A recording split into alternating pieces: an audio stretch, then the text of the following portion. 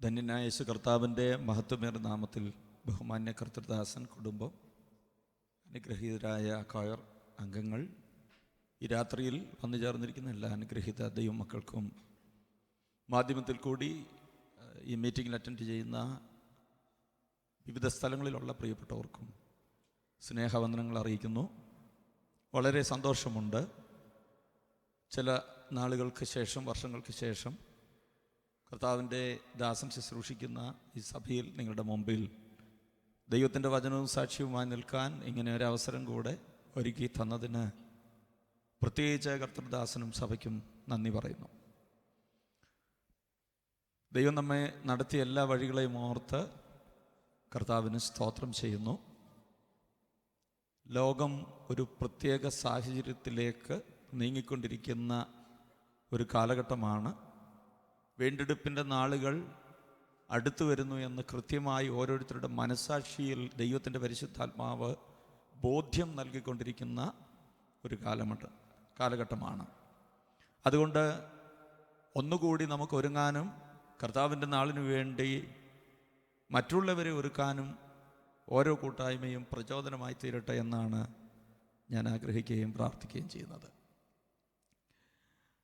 നമ്മുടെ മുമ്പിൽ സമയം വളരെ പരിമിതമാണെന്നറിയാം. അതുകൊണ്ട് മുഖവുരയായി ഒന്നും പറഞ്ഞ് സമയം നഷ്ടപ്പെടുത്താതെ കർത്താവ് തന്ന ദൈവവചന ചിന്തയിലേക്ക് പ്രവേശിക്കാൻ താല്പര്യപ്പെടുന്നു. എബ്രായ ലേഖനം 12-ാം അധ്യായം അതിൻ്റെ 3-ാം വാക്യം കുറിവാക്യമായി നമുക്ക് വായിക്കാം. എബ്രായ ലേഖനം 12-ാം അധ്യായം അതിൻ്റെ 3-ാം വാക്യം.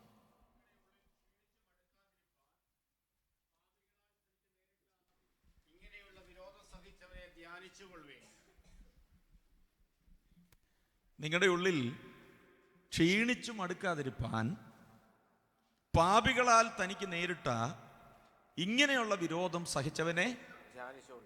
എബ്രായ ലേഖനം നമുക്കറിയാം. ധന്യനായ ശ്ലീഹ പൗലോസ് എബ്രായ വിശ്വാസികൾ വിശ്വാസത്തിൽ മുന്നേറാൻ കഴിയാതെ 10 ചക്രവർത്തിമാരുടെ നേതൃത്വത്തിൽ സഹിക്കാൻ വയ്യാത്ത പീഡയിൽ കൂടി കടന്നുപോയ ആദ്യകാലത്ത് അവരെ വിശ്വാസത്തിൽ നിലനിർത്താനായി, അവരെ ധൈര്യപ്പെടുത്താനായി എഴുതിയ അനുഗ്രഹീത ലേഖനമാണ്. നിങ്ങൾ ക്ഷീണിക്കരുത്, മടുക്കരുത്, തളർന്നു പോകരുത്. അതിന് സാധ്യതയുണ്ട്. യേശുവിനെ നോക്കി മുന്നോട്ട് ഓടിയേ മതിയാകൂ. നിസ്തുലനായ ക്രിസ്തു, മഹത്വാനായ ക്രിസ്തു, ആ ക്രിസ്തുവിനെ നിങ്ങൾ നോക്കണം. 1-ാം അധ്യായം മുതൽ യേശുക്രിസ്തുവിൻ്റെ നിസ്തുല്യതയാണ് പൗലോസ് രേഖപ്പെടുത്തിയിരിക്കുന്നത്. ക്രിസ്തു പ്രവാചകന്മാരെക്കാൾ ശ്രേഷ്ഠൻ. 2-ാം അധ്യായത്തിലേക്ക് വരുമ്പോൾ ക്രിസ്തു ദൂതന്മാരെക്കാൾ ശ്രേഷ്ഠൻ. 3-ാം അധ്യായത്തിലേക്ക് വരുമ്പോൾ ക്രിസ്തു മോശയേക്കാൾ, അഹരോനേക്കാൾ ശ്രേഷ്ഠൻ. അങ്ങനെ ഓരോ അധ്യായത്തിൽ യേശുക്രിസ്തു മൽക്കീസദേക്കിന്റെ ക്രമപ്രകാരം എന്നേക്കും മഹാപുരോഹിതൻ, സ്വർഗത്തേക്കാൾ ഉന്നതൻ, സമാഗമന കൂടാരത്തേക്കാൾ വലിയവൻ, നമുക്ക് മുമ്പ് ആകാശത്തിൽ കൂടി പോയ ശ്രേഷ്ഠ മഹാപുരോഹിതൻ, വിശ്വാസവീരന്മാരുടെ ഏകപ്രത്യാശ. ഇങ്ങനെ യേശുക്രിസ്തുവിൻ്റെ നിസ്തുല്യതയെക്കുറിച്ച് വളരെ കൃത്യമായി എബ്രായ വിശ്വാസികൾക്ക്, ലോകത്തെമ്പാടുമുള്ള ദൈവമക്കൾക്ക് യേശുവിനെ വരച്ചു കാണിക്കുന്ന വളരെ അനുഗ്രഹിക്കപ്പെട്ട ഒരു ലേഖനമാണ് എബ്രായ ലേഖനം. അങ്ങനെ ആദ്യ അധ്യായങ്ങളിൽ യേശുവിൻ്റെ നിസ്തുല്യതയെക്കുറിച്ച് കൃത്യവും തിട്ടവുമായി രേഖപ്പെടുത്തി സംശയം ലേശമന്യേ ഏതൊരാൾക്കും വായനക്കാർക്ക് യേശുക്രിസ്തു മഹത്വവാനായ ക്രിസ്തു എന്ന ബോധ്യം വരത്തക്ക നിലയിൽ കർത്താവിനെ പ്രകീർത്തിച്ചെഴുതിയ അധ്യായങ്ങളാണ് എന്ന് നമുക്കറിയാം. എന്നാൽ ആ റൂട്ടിൽ ലേഖനം എഴുതി വരുന്ന പൗലോസ് 11-ാം അധ്യായത്തിലേക്കും 12-ാം അധ്യായത്തിലേക്കും വരുമ്പോൾ, പ്രത്യേകിച്ച് നമ്മുടെ പ്രതിപാദ്യ വിഷയമായ 12-ാം അധ്യായത്തിലേക്ക് വരുമ്പോൾ ആ ചിത്രം ഒന്ന് മാറ്റി വരയ്ക്കുന്നു. നമുക്കെല്ലാവർക്കും വളരെ പരിചിതമാണ്. പാട്ടുകളായിട്ടും ലേഖനങ്ങളായിട്ടും പ്രസംഗങ്ങളായിട്ടും നിങ്ങൾ എബ്രായ ലേഖനത്തിൻ്റെ 12-ാം അധ്യായം വളരെ മനസ്സിലാക്കിയിട്ടുണ്ടെന്ന് എനിക്കറിയാം. എന്നാൽ ഇന്ന് രാത്രി അതിൽ നിന്ന് വ്യത്യസ്തമായി ദൈവത്തിൻ്റെ പരിശുദ്ധാത്മാവ് നമ്മെ കൂട്ടിക്കൊണ്ടുപോകും എന്ന കാര്യത്തിൽ സംശയമില്ല. സ്തോത്രം. ഉപരിപ്ലവമായ ഒരു ഉണർവ് ഒരുപക്ഷെ ഇനി ഇവിടെ സംഭവിച്ചില്ലെങ്കിലും എനിക്കൊരു കാര്യം ഉറപ്പുണ്ട്. നിത്യതയോട് ഒരു പടി കൂടി ഒന്ന് ഒരുങ്ങാൻ ഈ രാത്രി സ്വർഗം നമ്മെ സഹായിക്കും. ഹല്ലേലൂയ.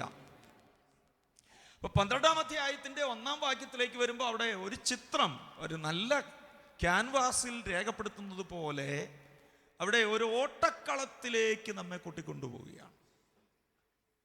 ആകയാൽ നാമും സാക്ഷികളുടെ ഇത്ര വലിയ സമൂഹം നമുക്ക് ചുറ്റും നിൽക്കുന്നത് കൊണ്ട് സകല ഭാരവും മുറുകെ പറ്റുന്ന പാപവും വിട്ട് നമുക്ക് മുമ്പിൽ വെച്ചിരിക്കുന്ന ഓട്ടം സ്ഥിരതയോടെ ഓടുക. ഒരു സ്റ്റേഡിയത്തിലേക്കാണ് ശ്ലീഹ നമ്മെ കൊണ്ടുപോകുന്നത്. നമുക്കറിയാം, ഇന്ന് അനേക കായിക മത്സരങ്ങൾ നടക്കുന്ന ഒരു കാലമാണ്. ക്രിക്കറ്റ്, ഫുട്ബോള്, മറ്റ് മത്സരങ്ങളൊക്കെ പ്രത്യേകിച്ച് നമ്മുടെ ഭാരതത്തിൽ ഈ അടുത്ത കാലത്താണ് ക്രിക്കറ്റിനും ഫുട്ബോളിനും ഒക്കെ ഇത്രത്തോളം സ്വാധീനമുണ്ടായത്. ക്ലബ്ബുകൾ രൂപീകരിച്ചിട്ട് ഈ വിദേശ രാജ്യങ്ങളിൽ നിന്ന് കോടികൾ മുടക്കി കളിക്കാരെ വിലയ്ക്ക് വാങ്ങുന്നുണ്ട്. അവരാണ് കേരളത്തിൽ വന്ന് ഇന്ത്യയിൽ വന്ന് കേരളത്തിലും ഒക്കെ ഇന്ത്യയിലെ ക്ലബ്ബുകൾക്ക് വേണ്ടി അവർ മത്സരിക്കുക. അവരെ പക്ഷെ കോടികൾ കൊടുത്ത് വാങ്ങിയതാണ്. എന്നാൽ എല്ലാ സ്റ്റേഡിയങ്ങളിലും അവർ വന്ന് കളിക്കാറില്ല. അവർ കളിക്കണമെങ്കിൽ, അവർ മത്സരിക്കണമെങ്കിൽ അവരെ ഉൾക്കൊള്ളത്തക്ക നിലയിൽ അന്താരാഷ്ട്ര നിലവാരമുള്ള സ്റ്റേഡിയങ്ങൾ നമുക്ക് ആവശ്യമുണ്ട്. കേരളത്തിൽ ഇപ്പോൾ നിലവിൽ 2 സ്റ്റേഡിയമാണ് അങ്ങനെയുള്ളത്. ഒന്ന് കലൂര് രാജ്യാന്തര സ്റ്റേഡിയവും 2 തിരുവനന്തപുരം കാര്യവട്ടത്തെ സ്റ്റേഡിയവും. ഇത് 2 ഉള്ളൂ. ബാക്കി സ്റ്റേഡിയങ്ങൾ ഒത്തിരി ഉണ്ട്. പക്ഷെ അവിടെയൊന്നും ഈ നിലവാരത്തിലുള്ളവർ വന്ന് മത്സരിക്കത്തില്ല. ഞങ്ങളുടെ തിരുവല്ലായിലുണ്ട് ഒരു മുനിസിപ്പൽ സ്റ്റേഡിയം, കർത്താവിൻ്റെ ദാസനൊക്കെ അറിയാം. അവിടെ ഇന്ന് വരെ ഒരു അന്താരാഷ്ട്ര നിലവാരമുള്ള ഒരു മത്സരവും നടന്നിട്ടില്ല. കാരണം അവരെ ഉൾക്കൊള്ളത്തക്ക സ്റ്റാൻഡേർഡ് അതിനില്ല. അപ്പം നിങ്ങൾ മത്സരങ്ങൾ നടക്കുമ്പോൾ അത്യാവശ്യം സ്പോർട്സിനെയൊക്കെ ഇഷ്ടപ്പെടുന്നവർ ഇവിടെ ഉണ്ടെന്ന് എനിക്കറിയാം. അത് തെറ്റൊന്നുമല്ല, കൊടിയ പാപമൊന്നുമല്ല. അപ്പോൾ മത്സരങ്ങളൊക്കെ വീക്ഷിക്കുന്നവരാ. ഇവിടെയുണ്ട് ഷാർജ അന്താരാഷ്ട്ര ക്രിക്കറ്റ് സ്റ്റേഡിയം, അല്ലേ? അപ്പോൾ ഈ സ്റ്റേഡിയങ്ങളൊക്കെ നിങ്ങളൊന്ന് ശ്രദ്ധിച്ചാൽ 2 സംവിധാനങ്ങളാണ് സ്റ്റേഡിയത്തിൽ സാധാരണ ഒരുക്കുന്നത്. ഏത് മത്സരത്തിനാണേലും 2 സംവിധാനമുണ്ട്. എന്താണ് ഈ 2 സംവിധാനം? ഒന്ന്, കളിക്കാർക്ക് മത്സരിക്കാൻ ആവശ്യമാകുന്ന കളിക്കളം ഒരുങ്ങണം, കളിത്തട്ടൊരുങ്ങണം. ഇപ്പോൾ ഓട്ട മത്സരമാണ് നടക്കുന്നെങ്കിൽ നമ്മുടെ പ്രതിപാദ്യ വിഷയത്തിനകത്ത് ഒരു ഓട്ട മത്സരം നടക്കുന്ന ഒരു ഓട്ടക്കളമാണ്. ഇല്ലെങ്കിൽ ഓട്ട മത്സരം നടക്കുന്ന ഒരു സ്റ്റേഡിയമാണ്. എന്നാൽ അപ്പോൾ തന്നെ ഏത് മത്സരമാണോ നടക്കുന്നത് അതിൻ്റെ അനുസരിച്ച് വേണം സ്റ്റേഡിയം കളിക്കളം ഒരുക്കാൻ. അപ്പോൾ ഒരുപക്ഷെ എന്നെക്കാൾ കൂടുതൽ ആധികാരികമായിട്ട് അതിനെക്കുറിച്ച് പറയാൻ ജ്ഞാനമുള്ളവർ ഇവിടെ ഉണ്ടായിരിക്കും. ഇപ്പോൾ എൻ്റെ ഒരു പഠനത്തിൽ എനിക്ക് മനസ്സിലായ കാര്യങ്ങൾ ഞാൻ ഈ കാലഘട്ടത്തിൻ്റെ സാഹചര്യങ്ങളിൽ കൂടെ നിങ്ങളെ ഞാൻ ഈ അധ്യായത്തിലേക്ക് കൂട്ടിക്കൊണ്ടുപോകാനാണ് ശ്രമിക്കുന്നത്. യൗവനക്കാരുമുണ്ട്, അവർക്കും കൂടി ഇത് മനസ്സിലാകാൻ വേണ്ടിയാണ് ഈ ഒരു റൂട്ടിൽ കൂടെ കയറുന്നത്. അപ്പോൾ ക്രിക്കറ്റ് ആ മത്സരം നടക്കുന്നതെങ്കിൽ നാളുകൾക്ക് മുമ്പ് സ്റ്റേഡിയത്തിൽ അതിൻ്റെ വർക്ക് തുടങ്ങും. അതിൻ്റെ ഔട്ട്ഫീൽഡെല്ലാം നല്ല പട്ടുപോലെയുള്ള പുല്ല് വെച്ച് പിടിപ്പിക്കും, അല്ലേ? അത് മാസങ്ങൾക്ക് മുമ്പ് തുടങ്ങും. അത് നനയ്ക്കാൻ ആളുണ്ട്, വളവിടാൻ വിദേശത്തു നിന്നൊക്കെ ഇറക്കുമതി ചെയ്യുന്നത്. നമ്മുടെ നാട്ടിൽ പുല്ലില്ലാഞ്ഞിട്ടല്ല, നമ്മുടെ നാട്ടിലെ പുല്ലൊന്നും ഇതിനകത്ത് വെച്ച് പിടിപ്പിക്കാൻ പറ്റത്തില്ല. കാരണം ക്യാച്ചൊക്കെ എടുക്കാൻ വേണ്ടി ഇവർ പറന്ന് ചാടുമ്പോൾ താഴെ വീഴുമ്പോൾ അവരുടെ ശരീരത്തിന് മുറിവേൽക്കാൻ പാടില്ല. അങ്ങനെയാണ് ഔട്ട്ഫീൽഡ് റെഡിയാക്കുന്നത്. എന്നാൽ ഔട്ട്ഫീൽഡ് റെഡിയാക്കിയത് കൊണ്ട് മാത്രം പോരാ. ക്രിക്കറ്റിനാണെന്നുണ്ടെങ്കിൽ അതിൻ്റെ പിച്ച് റെഡിയാക്കണം. നമ്മുടെ നാട്ടിൽ ഇഷ്ടം പോലെ മണ്ണൊക്കെ ഉണ്ട്, പക്ഷേ നമ്മുടെ നാട്ടിലെ മണ്ണൊന്നും ആ പിച്ച് ഉണ്ടാക്കാൻ വേണ്ടി എടുക്കാറില്ല. വിദേശത്ത് നിന്ന് നല്ല കളിമണ്ണ് ഇറക്കുമതി ചെയ്യുകയാണ്. അപ്പോൾ അത് അടിച്ചുറപ്പിച്ച് റോളറൊക്കെ ഇട്ട് റെഡിയാക്കിയതിന് ശേഷം പിറ്റേ ദിവസം കളിയും തുടങ്ങത്തില്ല. പിന്നെ അത് പിച്ച് ക്യൂറേറ്റ് ചെയ്യുന്ന ആൾക്കാരൊക്കെ ഉണ്ട്. അതൊക്കെ നിങ്ങൾക്ക് അറിയാമല്ലോ. അത് ബൗളിംഗ് പിച്ചാണോ ബാറ്റിംഗ് പിച്ചാണോ, ഇങ്ങനെയൊക്കെ പല പല പരിശോധനകൾ നടക്കും. അങ്ങനെയാണ് കളിക്കളം റെഡിയാകുന്നത്. ഫുട്ബോൾ ആണെങ്കിലും അങ്ങനെ തന്നെയാണ്. എല്ലാം ആ ഗ്രൗണ്ട് മുഴുവൻ നല്ല പച്ച പുല്ല് വെച്ച് പിടിപ്പിക്കുക, അല്ലേ? അപ്പോൾ അതാണ് കളിക്കളം. ഇനി ഓട്ട മത്സരമാണെങ്കിൽ നല്ല സിന്തറ്റിക് ട്രാക്ക്. അവിടെ മറ്റ് മത്സരം ഉണ്ടെങ്കിൽ കളിക്കാർക്ക് മറ്റ് ബുദ്ധിമുട്ടുകളൊന്നും ഇല്ലാത്ത തരത്തിൽ അവരുടെ മത്സര ഇനങ്ങൾ അവതരിപ്പിക്കത്തക്ക നിലയിലാണ് അത് ഈ കാലഘട്ടത്തിൻ്റെ പ്രത്യേകതകൾ കൊടുത്ത് അത് റെഡിയാക്കും. അതുകൊണ്ടായില്ലല്ലോ. അത് ഒന്നാമത്തെ സംവിധാനം. ഇനി രണ്ടാമത്തെ സംവിധാനം എന്താണ്? ഈ കളി മത്സരം വീക്ഷിക്കാനായി ഗാലറി ഒരുക്കണം. കാണികൾക്ക് സ്വസ്ഥമായി ഇരുന്ന് കാണത്തക്ക നിലയിൽ ഏത് സ്റ്റേഡിയത്തിനും ഒരു ഗാലറി വേണം. അപ്പോൾ ഈ 2 സംവിധാനം ഉണ്ടെങ്കിലേ ഒരു സ്റ്റേഡിയം എന്ന് പറയാൻ പറ്റൂ. അപ്പൊ ഈ ചിന്ത മനസ്സിൽ വെച്ചോണ്ട് ഇനി 12-ന്റെ 1 വായിക്കുമ്പോൾ ഈ 2 സംവിധാനങ്ങളും ഒരുക്കിയിരിക്കുന്ന ഒരോട്ടക്കളമാണ് 12-ാം അധ്യായത്തിൽ എന്ന് നമുക്ക് മനസ്സിലാക്കാൻ പറ്റും. ഒന്നുകൂടെ വായിച്ചേ. ആകയാൽ നാമും സാക്ഷികളുടെ ഇത്ര വലിയ സമൂഹം നമുക്ക് ചുറ്റും കണ്ടോ. അപ്പൊ നാം എവിടെയാ? ദൈവസഭ ഓട്ടക്കളത്തിൽ. സാക്ഷികളുടെ വലിയ ഒരു സമൂഹം നമുക്ക് ചുറ്റും ഗ്യാലറിയിലുമുണ്ട്. ആരാണ് ഇവര്? ഭൂമിയിലുള്ളവരാണോ? അല്ല. ഇവിടുത്തെ പ്രതിപാദ്യം വിഷയം ഭൂമിയിലുള്ളവരല്ല. ഭൂമിയിലുള്ളവരെല്ലാം നമ്മെ വീക്ഷിക്കുന്നുണ്ടെന്ന് മറന്നുപോരുത്. നമ്മുടെ ഓട്ടം എല്ലാം അവർ കാണുന്നുമുണ്ട്. എങ്ങോട്ടാ ഇവരെല്ലാം ഓടുന്നൊക്കെ അവർ ചിന്തിക്കുന്നുമുണ്ട്. അതേക്കുറിച്ചല്ല ഇവിടെ പറയുന്നത്. ഇവിടെ സാക്ഷികളുടെ വലിയൊരു സമൂഹം ഗ്യാലറിയിലുള്ളവരാണ്. ആരാണവര്? അവരെക്കുറിച്ച് നമുക്ക് മനസ്സിലാകണമെങ്കിൽ തൊട്ടു പുറകിലത്തെ അധ്യായം പഠിക്കണം. 11-ാം അധ്യായം. ആ 11-ാം അധ്യായത്തിലാണ് ഈ സാക്ഷികളുടെ സമൂഹം ആരാണെന്നുള്ളതിന്റെ വ്യക്തത തരുന്നത്. ഇപ്പൊ 11-ാം അധ്യായത്തെക്കുറിച്ച് വേദപണ്ഡിതന്മാർ പറഞ്ഞിരിക്കുന്നത് ബൈബിളിലെ വെസ്റ്റ് മിനിസ്റ്റർ ആബി എന്നാണ്. ഈ വാക്ക് കേട്ടിട്ടുള്ളവരെന്ന് കൈപൊക്കെ. വെസ്റ്റ് മിനിസ്റ്റർ ആബി ആരുമില്ലേ? ഇംഗ്ലണ്ടുമായി ബന്ധപ്പെട്ടിട്ടുള്ളവർക്കൊക്കെ ഈ പേര് പെട്ടെന്ന് ക്യാച്ച് ചെയ്യാൻ പറ്റും. അവിടുത്തെ ഒരു സെമിത്തേരിയുടെ പേരാണ്. ഇംഗ്ലണ്ടിലെ ഉന്നതന്മാരുറങ്ങുന്ന മണ്ണാണ്. അതായത് രാഷ്ട്രീയപരമായിട്ടും മതപരമായിട്ടും പിന്നെ രാജകൊട്ടാരത്തിലുള്ളവരും മരിക്കുമ്പം അവരെ അടക്കുന്ന ഇംഗ്ലണ്ടിലുള്ള ഒരു സ്ഥലത്തിൻ്റെ പേരാണ് വെസ്റ്റ് മിനിസ്റ്റർ ആബി. ഇപ്പൊ ബൈബിളിലെ വെസ്റ്റ് മിനിസ്റ്റർ ആബിയാണ് എബ്രായ ലേഖനം 11-ാം അധ്യായം. കാരണം എന്താ? ഉന്നതന്മാരെല്ലാം ഉറങ്ങുന്ന അധ്യായമാണ്. ഹല്ലേലൂയ. അപ്പൊ എല്ലാ രാജ്യത്തിനും അങ്ങനെയുള്ള പ്രത്യേകത കാണുമായിരിക്കും അല്ലേ? നമ്മുടെ ഇന്ത്യയിൽ അങ്ങനെ ഒരു പ്രത്യേക സ്ഥലമുണ്ടല്ലോ.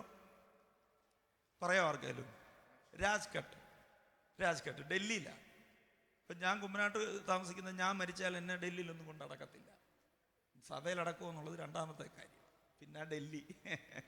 അപ്പൊ അങ്ങനെയുള്ള പ്രത്യേകതയുള്ള സ്ഥലങ്ങൾ എല്ലാ രാജ്യങ്ങളിലും ഉണ്ട്. നിങ്ങൾക്ക് മനസ്സിലാകാൻ വേണ്ടിയാ. ഇപ്പോ ഉന്നതന്മാരെ മാത്രം അടക്കുന്ന സ്ഥലം. അങ്ങനെയെങ്കിൽ എബ്രായ ലേഖനം 11-ാം അധ്യായം മറക്കരുത്. ഉന്നതന്മാരെ അടക്കിയിരിക്കുന്ന സ്ഥലമാണ്. അവരെ കുറിച്ചാണ് പറയുന്നത്. അവരാണ് സാക്ഷികളുടെ സമൂഹം. എന്ന് വെച്ചാൽ നമുക്ക് മുമ്പ് ഓട്ടമോടി പൂർത്തീകരിച്ച അക്കരെ നാടെത്തിയ വിശുദ്ധന്മാർ. ആമേൻ. അവരെക്കുറിച്ച് നമുക്ക് 3 ഗ്രൂപ്പിൽ ഉൾപ്പെടുത്താം 11-ാം അധ്യായം പഠിക്കുമ്പോൾ. ഞാൻ വളരെ കമ്പിവാചകം പോലെ പറഞ്ഞു പോയാലേ എനിക്ക് തോന്നുന്നു ഒരു ശ്വാസം പോലും വിടാതെ പോയാലേ എനിക്ക് എവിടെങ്കിലും കൊണ്ടൊന്ന് നിർത്താൻ പറ്റൂ. കാരണം അത്രയും സമയത്തിൻ്റെ എനിക്ക് കർത്താവ് ദാസന് ആവശ്യത്തിന് സമയം തന്നിട്ടുണ്ട്. പക്ഷേ ഈ വിഷയത്തെ സംബന്ധിച്ച് ഞാൻ ഇച്ചിരി ബന്ധപ്പെടുമെന്നാണ് എനിക്ക് തോന്നുന്നത്. അതുകൊണ്ട് വേഗത്തിൽ നിങ്ങൾ എൻ്റെ കൂടെ നിൽക്കണം. അപ്പോൾ നമുക്കിതിനെ 3ആയിട്ട് തിരിക്കാം. ഏതാ? ഈ സാക്ഷികളുടെ സമൂഹത്തെ 3ആയിട്ട് തിരിക്കുന്നു. 11-ന്റെ 4-ാം വാക്യം മുതൽ 31-ാം വാക്യം വരെ 1-ാമത്തെ ഗ്രൂപ്പ്. അവരെ നമുക്ക് ഒരു ടൈറ്റിൽ കൊടുക്കാം. പഴയ നിയമ ഭക്തന്മാർ. ഓട്ടമോടി പൂർത്തീകരിച്ച് വിശ്രമത്തിനായി അക്കരെ നാടെത്തി. പഴയ നിയമഭക്തന്മാർ 4 മുതൽ 31 വരെയുള്ള വാക്യങ്ങളിൽ. ഇനി 2ാമത്തെ ഗ്രൂപ്പ് ഫെയ്ത്ത് വാരിയേഴ്സ് അല്ലെങ്കിൽ ഫെയ്ത്ത് ലീഡേഴ്സ്, വിശ്വാസവീരന്മാർ. 32 മുതൽ 34 വരെ അവരെ കുറിച്ചാണ് പറയുന്നത്. ഫെയ്ത്ത് വിശ്വാസവീരന്മാർ. 3ാമത്തെ ഗ്രൂപ്പ് രക്തസാക്ഷികൾ. 35 മുതൽ 38 വരെ രക്തസാക്ഷികളെ കുറിച്ചാണ് പറയുന്നത്. പിടികിട്ടിയോ? 1 പഴയ നിയമഭക്തന്മാർ, 2 വിശ്വാസവീരന്മാർ, 3 രക്തസാക്ഷികൾ. ഇവരെല്ലാം ദൈവം അവർക്ക് കൊടുത്ത ട്രാക്കിൽ കൂടെ ഓടി യാത്ര പൂർത്തീകരിച്ച് അക്കരെ നാടെത്തി. ട്രാക്ക് തെറ്റിയില്ല. ഇവരെല്ലാം അവരുടെ ഓട്ടം പൂർത്തീകരിച്ച് കാലാകാലങ്ങളായി ഹാബേല് എന്ന് പറയുമ്പോൾ എത്ര വർഷമായി? ഇപ്പോൾ കുറഞ്ഞത് 5000 വർഷമായി അല്ലേ? 6000 വർഷത്തെ ചരിത്രമുണ്ട് ഇപ്പോൾ ഹാബേലിന്. ആ ഭക്തൻ മുതൽ അക്കരെ നാടണഞ്ഞവർ കാത്തിരിക്കുന്നു. എന്തിന്? 39, 40 വായിക്കുമ്പോൾ അവിടെയാണ് ഉത്തരവുള്ളത്. അതും കൂടെ ഒന്ന് വായിച്ചേ. 11, 39, 40. അവർ എല്ലാവരും വിശ്വാസത്താൽ സാക്ഷ്യം ലഭിച്ചിട്ടും വാഗ്ദത്ത നിവൃത്തി പ്രാപിച്ചില്ല. അവർ നമ്മെ കൂടാതെ രക്ഷാപൂർത്തി പ്രാപിക്കാതിരിക്കേണ്ടതിന് ദൈവം നമുക്ക് വേണ്ടി ഏറ്റവും നല്ലതൊന്ന് മുൻകരുതിയിരുന്നു. മനസ്സിലായെങ്കിൽ ഒന്ന് സ്തോത്രം പറഞ്ഞേരെ. അവർ എല്ലാവരും വിശ്വാസത്താൽ സാക്ഷ്യം ലഭിച്ചിട്ടും വാഗ്ദത്ത നിവൃത്തി പ്രാപിച്ചില്ല. കാരണം അവർ നമ്മെ കൂടാതെ രക്ഷാപൂർത്തി പ്രാപിക്കാതിരിക്കേണ്ടതിന് ദൈവം നമുക്ക് വേണ്ടി ഏറ്റവും നല്ലത് റിസർവ് ചെയ്തു വെച്ചെന്ന്. എന്താ ഏറ്റവും നല്ലത്? ക്രിസ്തുവിന്റെ മണവാട്ടി എന്ന പദവി. അന്തമില്ലാത്ത യുഗായുഗങ്ങൾ ക്രിസ്തുവിന്റെ അധികാരം കൈയേറിക്കൊണ്ട് ക്രിസ്തുവിനോട് കൂടെ വസിക്കത്തക്ക നിലയിൽ ഒരു അവസാനമില്ലാതെ ക്രിസ്തുവിൻ്റെ കൂടെ വസിക്കാൻ നമുക്കാണ് ആ പദവി ലഭിച്ചത്. ഇന്ന് രാത്രി അത് ഓർക്കുമ്പോൾ എത്ര പേരുടെ അകത്ത് സ്തോത്രം നിറയുന്നുണ്ടെന്ന് എനിക്കറിയില്ല. കാരണം ആമേൻ, നാം ആരായിരുന്നു? ഇസ്രായേൽ പൗരതയോട് യാതൊരു സംബന്ധവുമില്ലാതെ പാളയത്തിന് പുറത്ത് കിടക്കാൻ വിധിക്കപ്പെട്ട നമുക്ക് വേണ്ടി നമ്മുടെ അരുമനാഥൻ പാളയത്തിന് പുറത്തു വെച്ച് കഷ്ടം അനുഭവിച്ച് നമ്മെ അകത്ത് കൊണ്ടുവന്നു. എവിടെ വരെ? ആമേൻ, കൃപാസനത്തിൻ്റെ മുമ്പിൽ വരെ.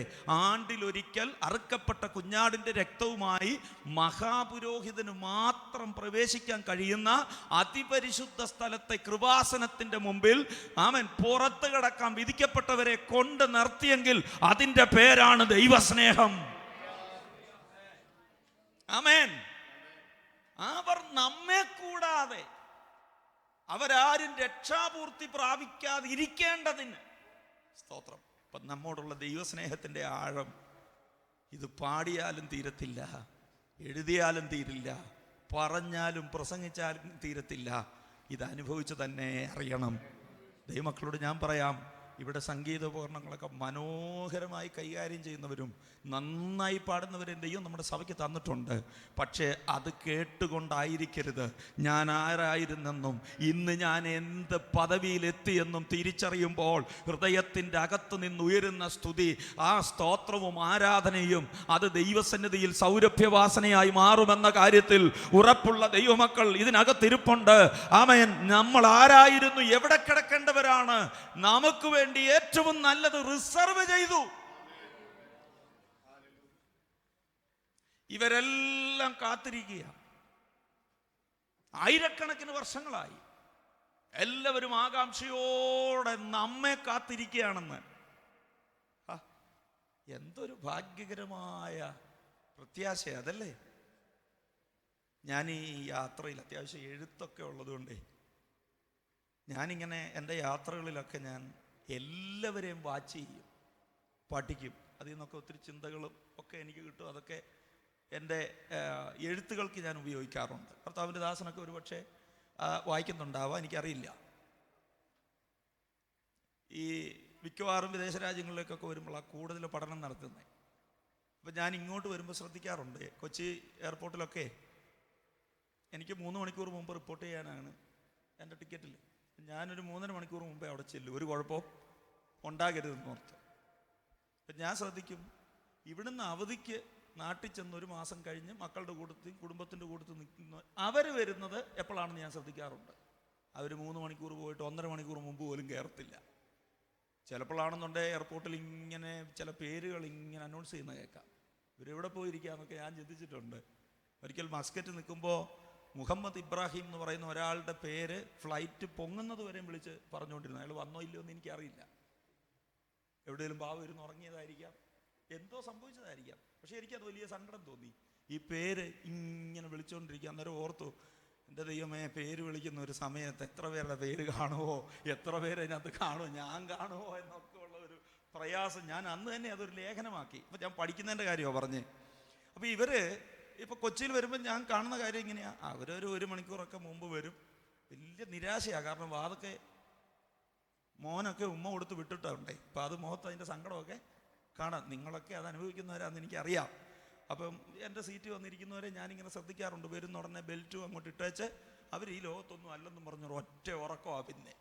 പിന്നെ ഷാർജയിലോ ദുബായിലോ വന്നു കഴിഞ്ഞാൽ ഉണ്ടല്ലോ, ഞങ്ങളൊക്കെ പെട്ടെന്ന് ചാടി എഴുന്നേക്കുന്ന പോലൊന്നും അവരെഴുന്നേക്കത്തില്ല. അവരവിടെ ഇരിക്കും. എല്ലാവരും ഇറക്കി വിട്ടേച്ച് അവർക്ക് ഈ മണ്ണിലോട്ട് കാലുകുത്താൻ അത്ര വലിയ ഇഷ്ടമുള്ള കാര്യമല്ലെന്ന് എനിക്ക് തോന്നുന്നു. ഞാൻ ശ്രദ്ധിക്കുമ്പോൾ മനസ്സിലാകുന്ന ഒരുപക്ഷെ നിങ്ങൾക്ക് ചിലപ്പം അങ്ങനെ അല്ലായിരിക്കാം. അങ്ങനെയാണ് ഇങ്ങോട്ടുള്ള വരവ്. എന്നാൽ തിരിച്ചു പോകുന്നവരെ ഞാൻ ശ്രദ്ധിക്കാറുണ്ട് അവധിക്ക്, മടക്കയാത്രയ്ക്ക്. അങ്ങനെയുള്ളവരുടെ ബാച്ചിലേഴ്സിൻ്റെ കൂട്ടത്തിൽ ഞാൻ ആദ്യ സമയമൊക്കെ താമസിച്ചിട്ടുണ്ട്. അവർ 2 ആഴ്ച മുമ്പേ പെട്ടുകെട്ട് തുടങ്ങും. ഒരു 4 പ്രാവശ്യം ഇത് വീണ്ടും ഇളക്കും. പിന്നെ അല്ലേ, വിട്ടുപോയതെല്ലാം എല്ലാം റെഡിയാക്കി തലേ ദിവസം 2 ദിവസം മുമ്പേ കെട്ടി റെഡിയാക്കി വെക്കും ചിലര്. എന്നിട്ട് നാട്ടിലോട്ട് മടങ്ങാൻ നേരത്ത് 3 മണിക്കൂർ മുമ്പ് റിപ്പോർട്ട് ചെയ്യുകയാണെന്ന് പറഞ്ഞാൽ ചിലപ്പോൾ 4 മണിക്കൂർ മുമ്പ് പോകുന്നവരും ഉണ്ട്. ഇവിടുത്തെ ട്രാഫിക്കല്ലേ, അഥവാ വല്ലോ തടസ്സം വല്ലോ നേരിട്ട്, അതുകൊണ്ട് നേരത്തെ ഇറങ്ങിയേക്കാന്ന് പറയും. അപ്പം ഞങ്ങളൊക്കെ നാട്ടിലേക്ക് പോകാൻ വേണ്ടി ചെല്ലുമ്പം ഇവരൊക്കെ നേരത്തെ എല്ലാം ലഗേജ് എല്ലാം വിട്ട് കൂളായിട്ട് നടക്കുകയില്ലേ. ഭയങ്കര സന്തോഷമാണ്. ഫ്ലൈറ്റ് കയറിയാലോ അത്ര വലിയ നിരാശയൊന്നും മുഖത്തില്ല. ഇങ്ങോട്ട് വന്ന പോലെ ബെൽറ്റ് ഇട്ടേച്ച് ഉറങ്ങത്തൊന്നുമില്ല. ഈ ടേക്ക് ഓഫ് ചെയ്ത് കയറി മേളിൽ ചെല്ലുമ്പോൾ മേഘങ്ങളൊക്കെ എണ്ണിയായി ഇവരിയ്ക്കുന്നത്. ഇവർക്കറിയാം എത്ര മേഘം മേളിലുണ്ടെന്ന്. നാട്ടിലേക്ക് പോവുമല്ലേ, അങ്ങനെ മേഘത്തിൻ്റെ മേളിൽ കയറി പിന്നെ നേരെയാണല്ലോ. പിന്നെ കൊച്ചി ചെല്ലുമ്പോഴല്ലേ മേഘത്തിൻ്റെ താഴെ ഇറങ്ങത്തുള്ളൂ. ഞാൻ ശ്രദ്ധിക്കാറുണ്ട്, ഭയങ്കര ത്രില്ല. ഒരു പ്രാവശ്യം പോകുമ്പോൾ ഞാൻ ശ്രദ്ധിച്ചു, ഒരാൾ റൺവേയിൽ ആ ഫ്ലൈറ്റ് തൊട്ടതും പുള്ളി ബെൽറ്റ് അഴിച്ചു. തൊട്ടടുത്ത് ഒരു എയർ ഹോസ്റ്റസ് ഉണ്ടായിരുന്നു. അവർ വഴക്ക് പറഞ്ഞു, ബെൽറ്റ് ഇടാൻ പറഞ്ഞു മര്യാദയ്ക്ക്. കാരണം പുള്ളിക്കറിയാം കാത്തിരിക്കുന്ന പ്രിയപ്പെട്ട ഒരു വാതുക്കൽ ഉണ്ടെന്നുള്ള തിരിച്ചറിവാണ്. അങ്ങനെയെങ്കിൽ നിത്യ വീട്ടിൽ നമ്മെ കാത്തിരിക്കുന്ന ചിലരുണ്ടെന്നുള്ള തിരിച്ചറിവ് ഇന്ന് രാത്രി എത്ര പേരുടെ ഉള്ളിൽ മടക്കയാത്രയ്ക്ക് ഒരു തിടുക്കം കൂട്ടുന്നുണ്ടെന്നുള്ളതാണ് എൻ്റെ വിഷയം. Price the Lord. ഭക്തൻ പാടുന്നത്, അക്കരെ നാടെത്തിയ വിശുദ്ധ സംഘക്കാർ കാത്തു പാർക്കുന്നുണ്ട് നാമും ചേർന്നിടുവാനായി. ആനന്ദ കരം നീട്ടി ഏറ്റവും പുഞ്ചിരി തൂകി വിളിച്ചിടുന്നു, പോകാം നമുക്ക്. ഹല്ലേലൂയ. അവർ നമ്മെ കൂടാതെ രക്ഷാപൂർത്തി പ്രാപിക്കാതിരിക്കേണ്ടതിന് ദൈവം നമുക്ക് വേണ്ടി ഏറ്റവും നല്ലത് മുൻകരുതിയത് കൊണ്ട് നാം ചെന്ന് നമ്മുടെ അവകാശങ്ങൾ പ്രാപിക്കാതെ അവർക്ക് അവരുടെ അവകാശങ്ങൾ ലഭിക്കുകയില്ല. അതുകൊണ്ട് ആമേൻ, ഇന്ന് രാത്രി ആ നിർമ്മല മനസാക്ഷിയിൽ എത്ര പേർക്ക് ഒരുക്കമുണ്ട്? കർത്താവേ, മടക്കയാത്രയ്ക്ക് തിടുക്കം കൂട്ടാൻ സമയമായി. ലോകം അതിൻ്റെ അന്ത്യത്തിലേക്ക് നീങ്ങിക്കൊണ്ടിരിക്കുമ്പോൾ ആകാശവും കരയും കടലും ലോക സംഭവങ്ങളും സയൻസും എല്ലാം ചരിത്രവുമെല്ലാം ആ മഹാസത്യത്തിന് വേണ്ടി ഒരുങ്ങുമ്പോൾ ഇന്ന് രാത്രി നിർമ്മല മനസാക്ഷിയുള്ള ദൈവമക്കളോട് ഞാൻ പറയുകയാണ്, നാം പ്രതീക്ഷിച്ചതിനേക്കാൾ രക്ഷ അരികിലെത്തിയിരിക്കുകയാ. ഇനി എത്രയും അല്പകാലം കഴിഞ്ഞിട്ട് വരുവാനുള്ളവൻ വരും, താമസിക്കുകയുമില്ല. അപ്പോൾ ഇവരാണ് ഈ സാക്ഷികളുടെ ഇത്ര വലിയ സമൂഹം. ഇനി അവരെക്കുറിച്ചുള്ള വിശദീകരണം സമയത്തിനനുസരിച്ച് ഒത്തിരി കാര്യങ്ങളുണ്ട്, ഞാൻ അങ്ങോട്ട് വരുന്ന സമയത്തിൻ്റെ അനുസരിച്ച് വരാം. ഇനി ശ്രദ്ധിക്കേണ്ട ഒരു കാര്യം, ഏത് സ്റ്റേഡിയത്തിലും മത്സരം തുടങ്ങിയാൽ ഇരുന്നു കൊണ്ടാണ് മത്സരം വീക്ഷിക്കുന്നത്, അല്ലേ? ഇപ്പൊ തന്നെ ഇവിടെ ഞാൻ എഴുന്നേറ്റ് നിന്ന് പ്രസംഗിക്കുന്നു, നിങ്ങളെല്ലാവരും എന്നെ ഇരിക്കുന്നേ. അതാ അതിൻ്റെ ഒരു രീതി. ഇപ്പോൾ മുന്നേ ഇരിക്കുന്ന അച്ഛൻ ആവേശത്തോടെ എഴുന്നേറ്റ് അപ്പുറം ഇരിക്കുന്നവർക്ക് എന്നെ കാണാൻ പറ്റത്തില്ല, അല്ലേ? ഇതുപോലെയാണ് സ്റ്റേഡിയത്തിലും. ഇരിക്കാനാണ് കസേര റെഡിയാക്കിയിരിക്കുന്നത്, ഗാലറി റെഡിയാക്കിയിരിക്കുന്നത് ഇരിക്കാൻ. അപ്പോൾ എല്ലായിടത്തും ഏത് മത്സരത്തിലും ഇരുന്നു കൊണ്ടാണ് മത്സരം വീക്ഷിക്കുന്നത്. എന്നാൽ ചില സാഹചര്യം വരുമ്പോൾ അവിടെ ഒരു ചെറിയ വ്യത്യാസമുണ്ട്. ഇവിടെ നിങ്ങൾ ശ്രദ്ധിച്ചോ എന്നറിയത്തില്ല, 1-ാം വാക്യം വീണ്ടും ഒന്ന് ശ്രദ്ധിച്ചേ. ആകയാൽ നാമും സാക്ഷികളുടെ ഇത്ര വലിയൊരു സമൂഹം നമുക്ക് ചുറ്റും ഇരിക്കുന്നത് കൊണ്ടെന്നല്ല, നിൽക്കുന്നത് കൊണ്ട്. സ്റ്റേഡിയത്തിലല്ല, ഇരുന്നു കൊണ്ടാ മത്സരം വീക്ഷിക്കുന്നത്, അല്ലേ? ഇവിടെ അവർ നിൽക്കുന്നത് കണ്ടോ? യുഗായുഗങ്ങളായി അവർ നിൽക്കുകയാണെന്ന് എനിക്ക് തോന്നുന്നില്ല. നീയോ പോയി നിന്നോണ്ട് ആർക്കെങ്കിലും വിശ്രമിക്കാൻ പറ്റുമോ? നീയോ പോയി വിശ്രമിച്ചു കൊള്ളുക, കാലാവസാനത്തിങ്കൽ അങ്ങനെയാ. അപ്പൊ അവര് ദൈവസഭ ചേരാനായി സഭയെ പ്രതീക്ഷിച്ച് ഇരിക്കുമ്പോൾ ഇല്ല, അവരുടെ വിശ്രമം എങ്ങനെയാണെന്നൊന്നും എനിക്കറിയില്ല. ഈ ശരീരത്തിലല്ലല്ലോ. ഇത് മനസ്സിലാകാനാ ഞാൻ ഈ റൂട്ടിൽ കൂടെ നിങ്ങളെ കൊണ്ടുപോകുന്നത്. ഇവിടെ ഈ പർട്ടിക്കുലർ വാക്യത്തിൽ അവർ നിൽക്കുന്നു. സ്റ്റേഡിയമാണ്, ഗാലറി ഉണ്ട്, മത്സരം നടക്കുന്നു, ഓട്ടക്കളത്തിൽ സഭ ഓടിക്കൊണ്ടിരിക്കുക. എന്നാൽ ഇവരിതാ നിൽക്കുന്ന ചിത്രമാണ് പൗലോസ് നമ്മളോട് പറയുന്നത്. അപ്പൊ സ്റ്റേഡിയത്തിൽ അങ്ങനെ നിന്നോണ്ട് കളി കാണാൻ പറ്റത്തില്ല, മത്സരം കാണാൻ പറ്റത്തില്ല. എന്നാൽ രണ്ട് സാഹചര്യം സ്റ്റേഡിയത്തിൽ രൂപപ്പെട്ടാൽ നിൽക്കും ആൾക്കാരെല്ലാവരും, എഴുന്നേൽക്കും. ഒന്ന്, ഈ ഫൈനൽ വിസിലിന് വേണ്ടി അല്ലെങ്കിൽ നേട്ടങ്ങൾ സ്വന്തമാക്കുമ്പോൾ എല്ലാവർക്കും എഴുന്നേക്കാം. ഉദാഹരണം, ഇപ്പൊ സച്ചിൻ എല്ലാവർക്കും ഇഷ്ടമുള്ള ആളാണല്ലോ. സച്ചിൻ ക്രിക്കറ്റിൽ ബാറ്റ് ചെയ്യാൻ നിൽക്കുക, 99 നിൽക്കുകയെന്ന് വെച്ചു, അടുത്ത സെഞ്ചുറിയാ. സ്പോർട്സ്മാൻ സ്പിരിറ്റ് ഉള്ളവരൊക്കെ അവിടെ ഇരുന്നുകൊണ്ട് ആ പുള്ളി അടിക്കട്ടെ എന്ന് പറഞ്ഞിരിക്കുമോ? ഇല്ല അല്ലേ? ആട്ടിയിടാന്ന് പറഞ്ഞ് എഴുന്നേറ്റ് നിന്ന് ജയ്യൊക്കെ വിളിക്കും അല്ലേ? പുള്ളി മിക്കവാറും 99 ഔട്ടാകും. അതാ പുള്ളിയുടെ സ്വഭാവം. ആ സമയത്ത് ചോറ് ഉണ്ണാൻ വിളിച്ചാൽ പോലും പോകാത്തവര് നമ്മുടെ ഇടയിലും ഉണ്ട്. ഞാനൊക്കെ അങ്ങനെ ഭ്രാന്തായിരുന്നു, ഇപ്പം ഭ്രാന്തില്ല. കാരണം പിന്നെ മനസ്സിലായി പുള്ളി കാശ് മേടിച്ച് കീശയിലിട്ടുകൊണ്ട് പുള്ളി പോയി, നമ്മൾ കളിപ്പിക്കപ്പെടുകയും ചെയ്തു എന്നോർത്ത് കളി കാണാതൊന്നും ഇരിക്കത്തില്ല. നമ്മുടെ പിള്ളേരൊക്കെ കളി കാണുന്നുണ്ട്. ഇനി മറ്റൊന്ന്, 4x400 റിലേ നടക്കുക എന്ന് വെച്ചു. നമ്മുടെ രാജ്യത്തിന് വേണ്ടി ഒരു വെങ്കച്ച് ഓടുന്നുണ്ട്. ആ 400 മീറ്ററിന്റെ ഫൈനലിൽ ലാപ്പ് വരുമ്പോൾ ആ സ്റ്റേഡിയം എന്തൊരു ആവേശമായിരിക്കും അല്ലേ? എല്ലാവരും എഴുന്നേറ്റ് നിന്ന് ജയ് വിളിക്കും, തെറ്റില്ല അതിന്. ഇനി ഫുട്ബോൾ ആണെന്നുണ്ടെങ്കിൽ ആ പെനാൽറ്റി ബോക്സിന്റെ അവിടെ ബോൾ എത്തി സ്ട്രൈക്കർമാരുടെ കയ്യിൽ എത്തിക്കഴിഞ്ഞാൽ പിന്നെ ആവേശത്തിന്റെ പെരുകുക അല്ലേ? മട്ടിയട ഒന്നിലത് അടിച്ചവിട്ട് കളയണം, ഇല്ലെങ്കിൽ ഗോൾ വലയ്ക്കകത്ത് കയറ്റണം. ഇപ്പം ഞങ്ങളൊക്കെ പണ്ട് വേൾഡ് കപ്പൊക്കെ നടന്നുകൊണ്ടിരുന്നപ്പോൾ, അന്നൊന്നും വലിയ പണ്ട് എൻ്റെ കുറേ ഒരു 15-20 വർഷം മുമ്പത്തെ കാര്യമാണ് പറയുന്നത്.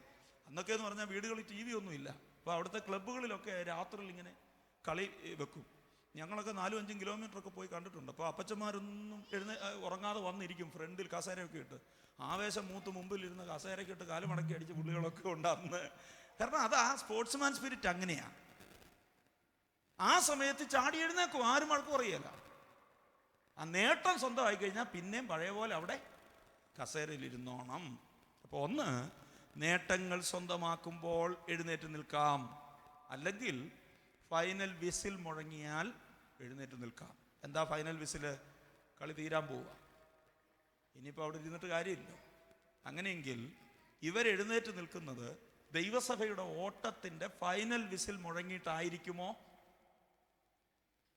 എന്താ ഫൈനൽ വിസിൽ? സഭയുടെ ഫൈനൽ വിസിൽ എന്ന് പറഞ്ഞാൽ കാഹളം ശബ്ദം കേൾക്കുക എന്നുള്ളതാ. യേശുക്രിസ്തുവിന്റെ വരവിന് മുന്നോടിയായിട്ട് സംഭവിക്കേണ്ട ഒന്നാണ് കാഹളം ധ്വനിക്കുക. അത് കേട്ടിട്ടല്ല ഇവരെഴുന്നേറ്റ് നിൽക്കുന്നത്, ഉറപ്പാണ്. കാരണം ഇത് പൗലോസ് എഴുതിയിട്ട് 2000 വർഷത്തിന് മുമ്പാണ്. 2000 വർഷത്തിന് മുമ്പ് കാഹളം ധ്വനിച്ചിട്ടില്ല. ഈ നിമിഷം വരെ കാഹളം ഉറപ്പാന്നേ. കാരണം കാഹളം മുഴങ്ങിയാലും പല സഭയിലും ആള് കാണും. ഞങ്ങളുടെ കുമ്മനാട്ടൊക്കെ കൺവെൻഷനും കാണും, ഒരു സംശയമില്ല, കൗൺസിലൊക്കെ കാണും. അതുകൊണ്ട് കാഹളത്തിന്റെ ശബ്ദം ചെവിയിൽ മുഴങ്ങിക്കോണം. ഇവിടെ കയറി വരുവിൻ എന്ന ശബ്ദം എല്ലാവരും കേൾക്കുമെന്ന് എനിക്ക് തോന്നുന്നില്ല. കാരണം ദമസ്കസിലേക്ക് പോയപ്പോൾ യേശുവിൻ്റെ ശബ്ദം, ശൗലേ ശൗലേ നീ എന്നെ ഉപദ്രവിക്കുന്നത് എന്തെന്നൊക്കെ പറഞ്ഞ് നല്ല ക്ലിയർ കട്ടായിട്ട് കർത്താവ് സംസാരിച്ചിട്ടും കൂടെയുള്ള ചിലർ പറഞ്ഞ് ഇടി ഉണ്ടായെന്ന്. കാഹളം മുഴങ്ങുമ്പോഴും ഇടിയോ കേട്ടു എന്ന് പറയുന്നവർ ചിലരൊക്കെ കാണും. നമ്മൾ ആ ലിസ്റ്റിലായിരിക്കരുത്. അപ്പോൾ ഇതുവരെ അത് സംഭവിച്ചിട്ടില്ല. അപ്പം അത് കണ്ടിട്ടല്ല ഇവര് എഴുന്നേറ്റ് നിൽക്കുന്നത്. ഒന്ന്, ഫൈനൽ നേട്ടങ്ങൾ കണ്ടിട്ടല്ല. ഇനി ഫൈനൽ വിസിൽ മുഴങ്ങുമ്പോഴും എഴുന്നേൽക്കാം. അതാ ഞാൻ പറഞ്ഞത്. നേട്ടങ്ങൾ ലഭിക്കുമ്പോഴും ഫൈനൽ വിസിൽ മുഴങ്ങുമ്പോഴും തിരിച്ചു പോകാൻ വേണ്ടി എല്ലാവരും എഴുന്നേൽക്കും. അതല്ലെങ്കിൽ മറ്റൊരു സാഹചര്യം എന്ന് പറയുന്നത്, ഓട്ടക്കളത്തിലോ കളിക്കളത്തിലോ ആക്സിഡന്റ് സംഭവിച്ചാലും എല്ലാവരും ചാടി എഴുന്നേക്കും. ഒരു അപകടം നടന്നു വെച്ചു, ഇപ്പോൾ സച്ചിനെ തന്നെ എടുക്കാം. അങ്ങേര് ബാറ്റ് ചെയ്യാൻ നിൽക്കുമ്പോൾ തലക്കിട്ട് ഒരു ബോൾ വന്ന് കൊണ്ട് കറങ്ങി താഴെ വീണെന്ന് വെച്ചു. ആ പുള്ളി വീണു, നന്നായിരിക്കുന്നു എന്നും പറഞ്ഞ് കസേരയിൽ ഇരിക്കുമോ? ഇല്ല, ആകാംക്ഷയോടെ ചാടി എഴുന്നേക്കും. ഇപ്പം ഞാനിവിടെ ഒന്ന് പ്രസംഗിക്കുക, ഞാനിവിടെ അങ്ങ് കുഴഞ്ഞ് വീഴുന്നു വെച്ചു, നിങ്ങളെല്ലാം പാസ്റ്റർ വീണു സ്വോത്രം എന്ന് പറഞ്ഞ് ഇങ്ങനെ ഇരിക്കുമോ? ഇല്ല. ഓരോ കൊച്ചു കുഞ്ഞു വരെ ചാടി എഴുന്നേക്കും അല്ലേ? ഓടി വന്ന് ഒരു പക്ഷേ എന്നെ പിടിച്ച് എഴുന്നേൽപ്പിച്ചൊന്നൊക്കെ വരും. അപ്പൊ അപകടം സംഭവിച്ചാലും എല്ലാവരും എഴുന്നേൽക്കും. നേട്ടങ്ങൾ ലഭിക്കുമ്പോഴും ഫൈനൽ വിസിൽ മുഴങ്ങുമ്പോഴും ഇരുന്ന ഗാലറിയിൽ എഴുന്നേൽക്കും. ഇവിടെ എന്താണ് ഇവരെ എഴുന്നേൽക്കാൻ കാരണം? 12-ാം അധ്യായത്തിന്റെ 12-നകത്ത് ക്ലിയർ ആയിട്ട് എഴുതിയിട്ടുണ്ട് എന്താണ് ഇവര് എഴുന്നേൽക്കാൻ കാരണം. അതുകൂടെ ഒന്ന് വായിച്ചോ. ആകയാൽ തളർന്ന കൈയും കുഴഞ്ഞ മുഴങ്കാലും നിവർത്തുവിൻ. മുടന്തുള്ളത് ഉളുക്കിപ്പോകാതെ ഭേദമാകേണ്ടതിന് നിങ്ങളെ കാലിന് പാത നിരത്തുവിൻ. കാര്യം പിടികിട്ടിയോ? ഇവരെല്ലാം ആകാംക്ഷയോടെ കാത്തിരുന്ന ദൈവസഭയുടെ ഓട്ടം വീക്ഷിച്ചു കൊണ്ടിരുന്നവർ ആകാംക്ഷയോടെ എഴുന്നേറ്റ് നിൽക്കുന്നതിന്റെ കാര്യം, സഭ കൈ തളർന്ന കാല് കുഴഞ്ഞ് മുടന്തിയായി മാറി ട്രാക്കിൽ മുന്നേറി ചെല്ലാൻ കഴിയാതെ ഓട്ടക്കളത്തിൽ വീണ് കുഴയുക. ഈ കാഴ്ച കണ്ടുകൊണ്ടാണ് ഇവരെല്ലാം ആകാംക്ഷയോടെ എഴുന്നേറ്റ് നിൽക്കുന്നത്.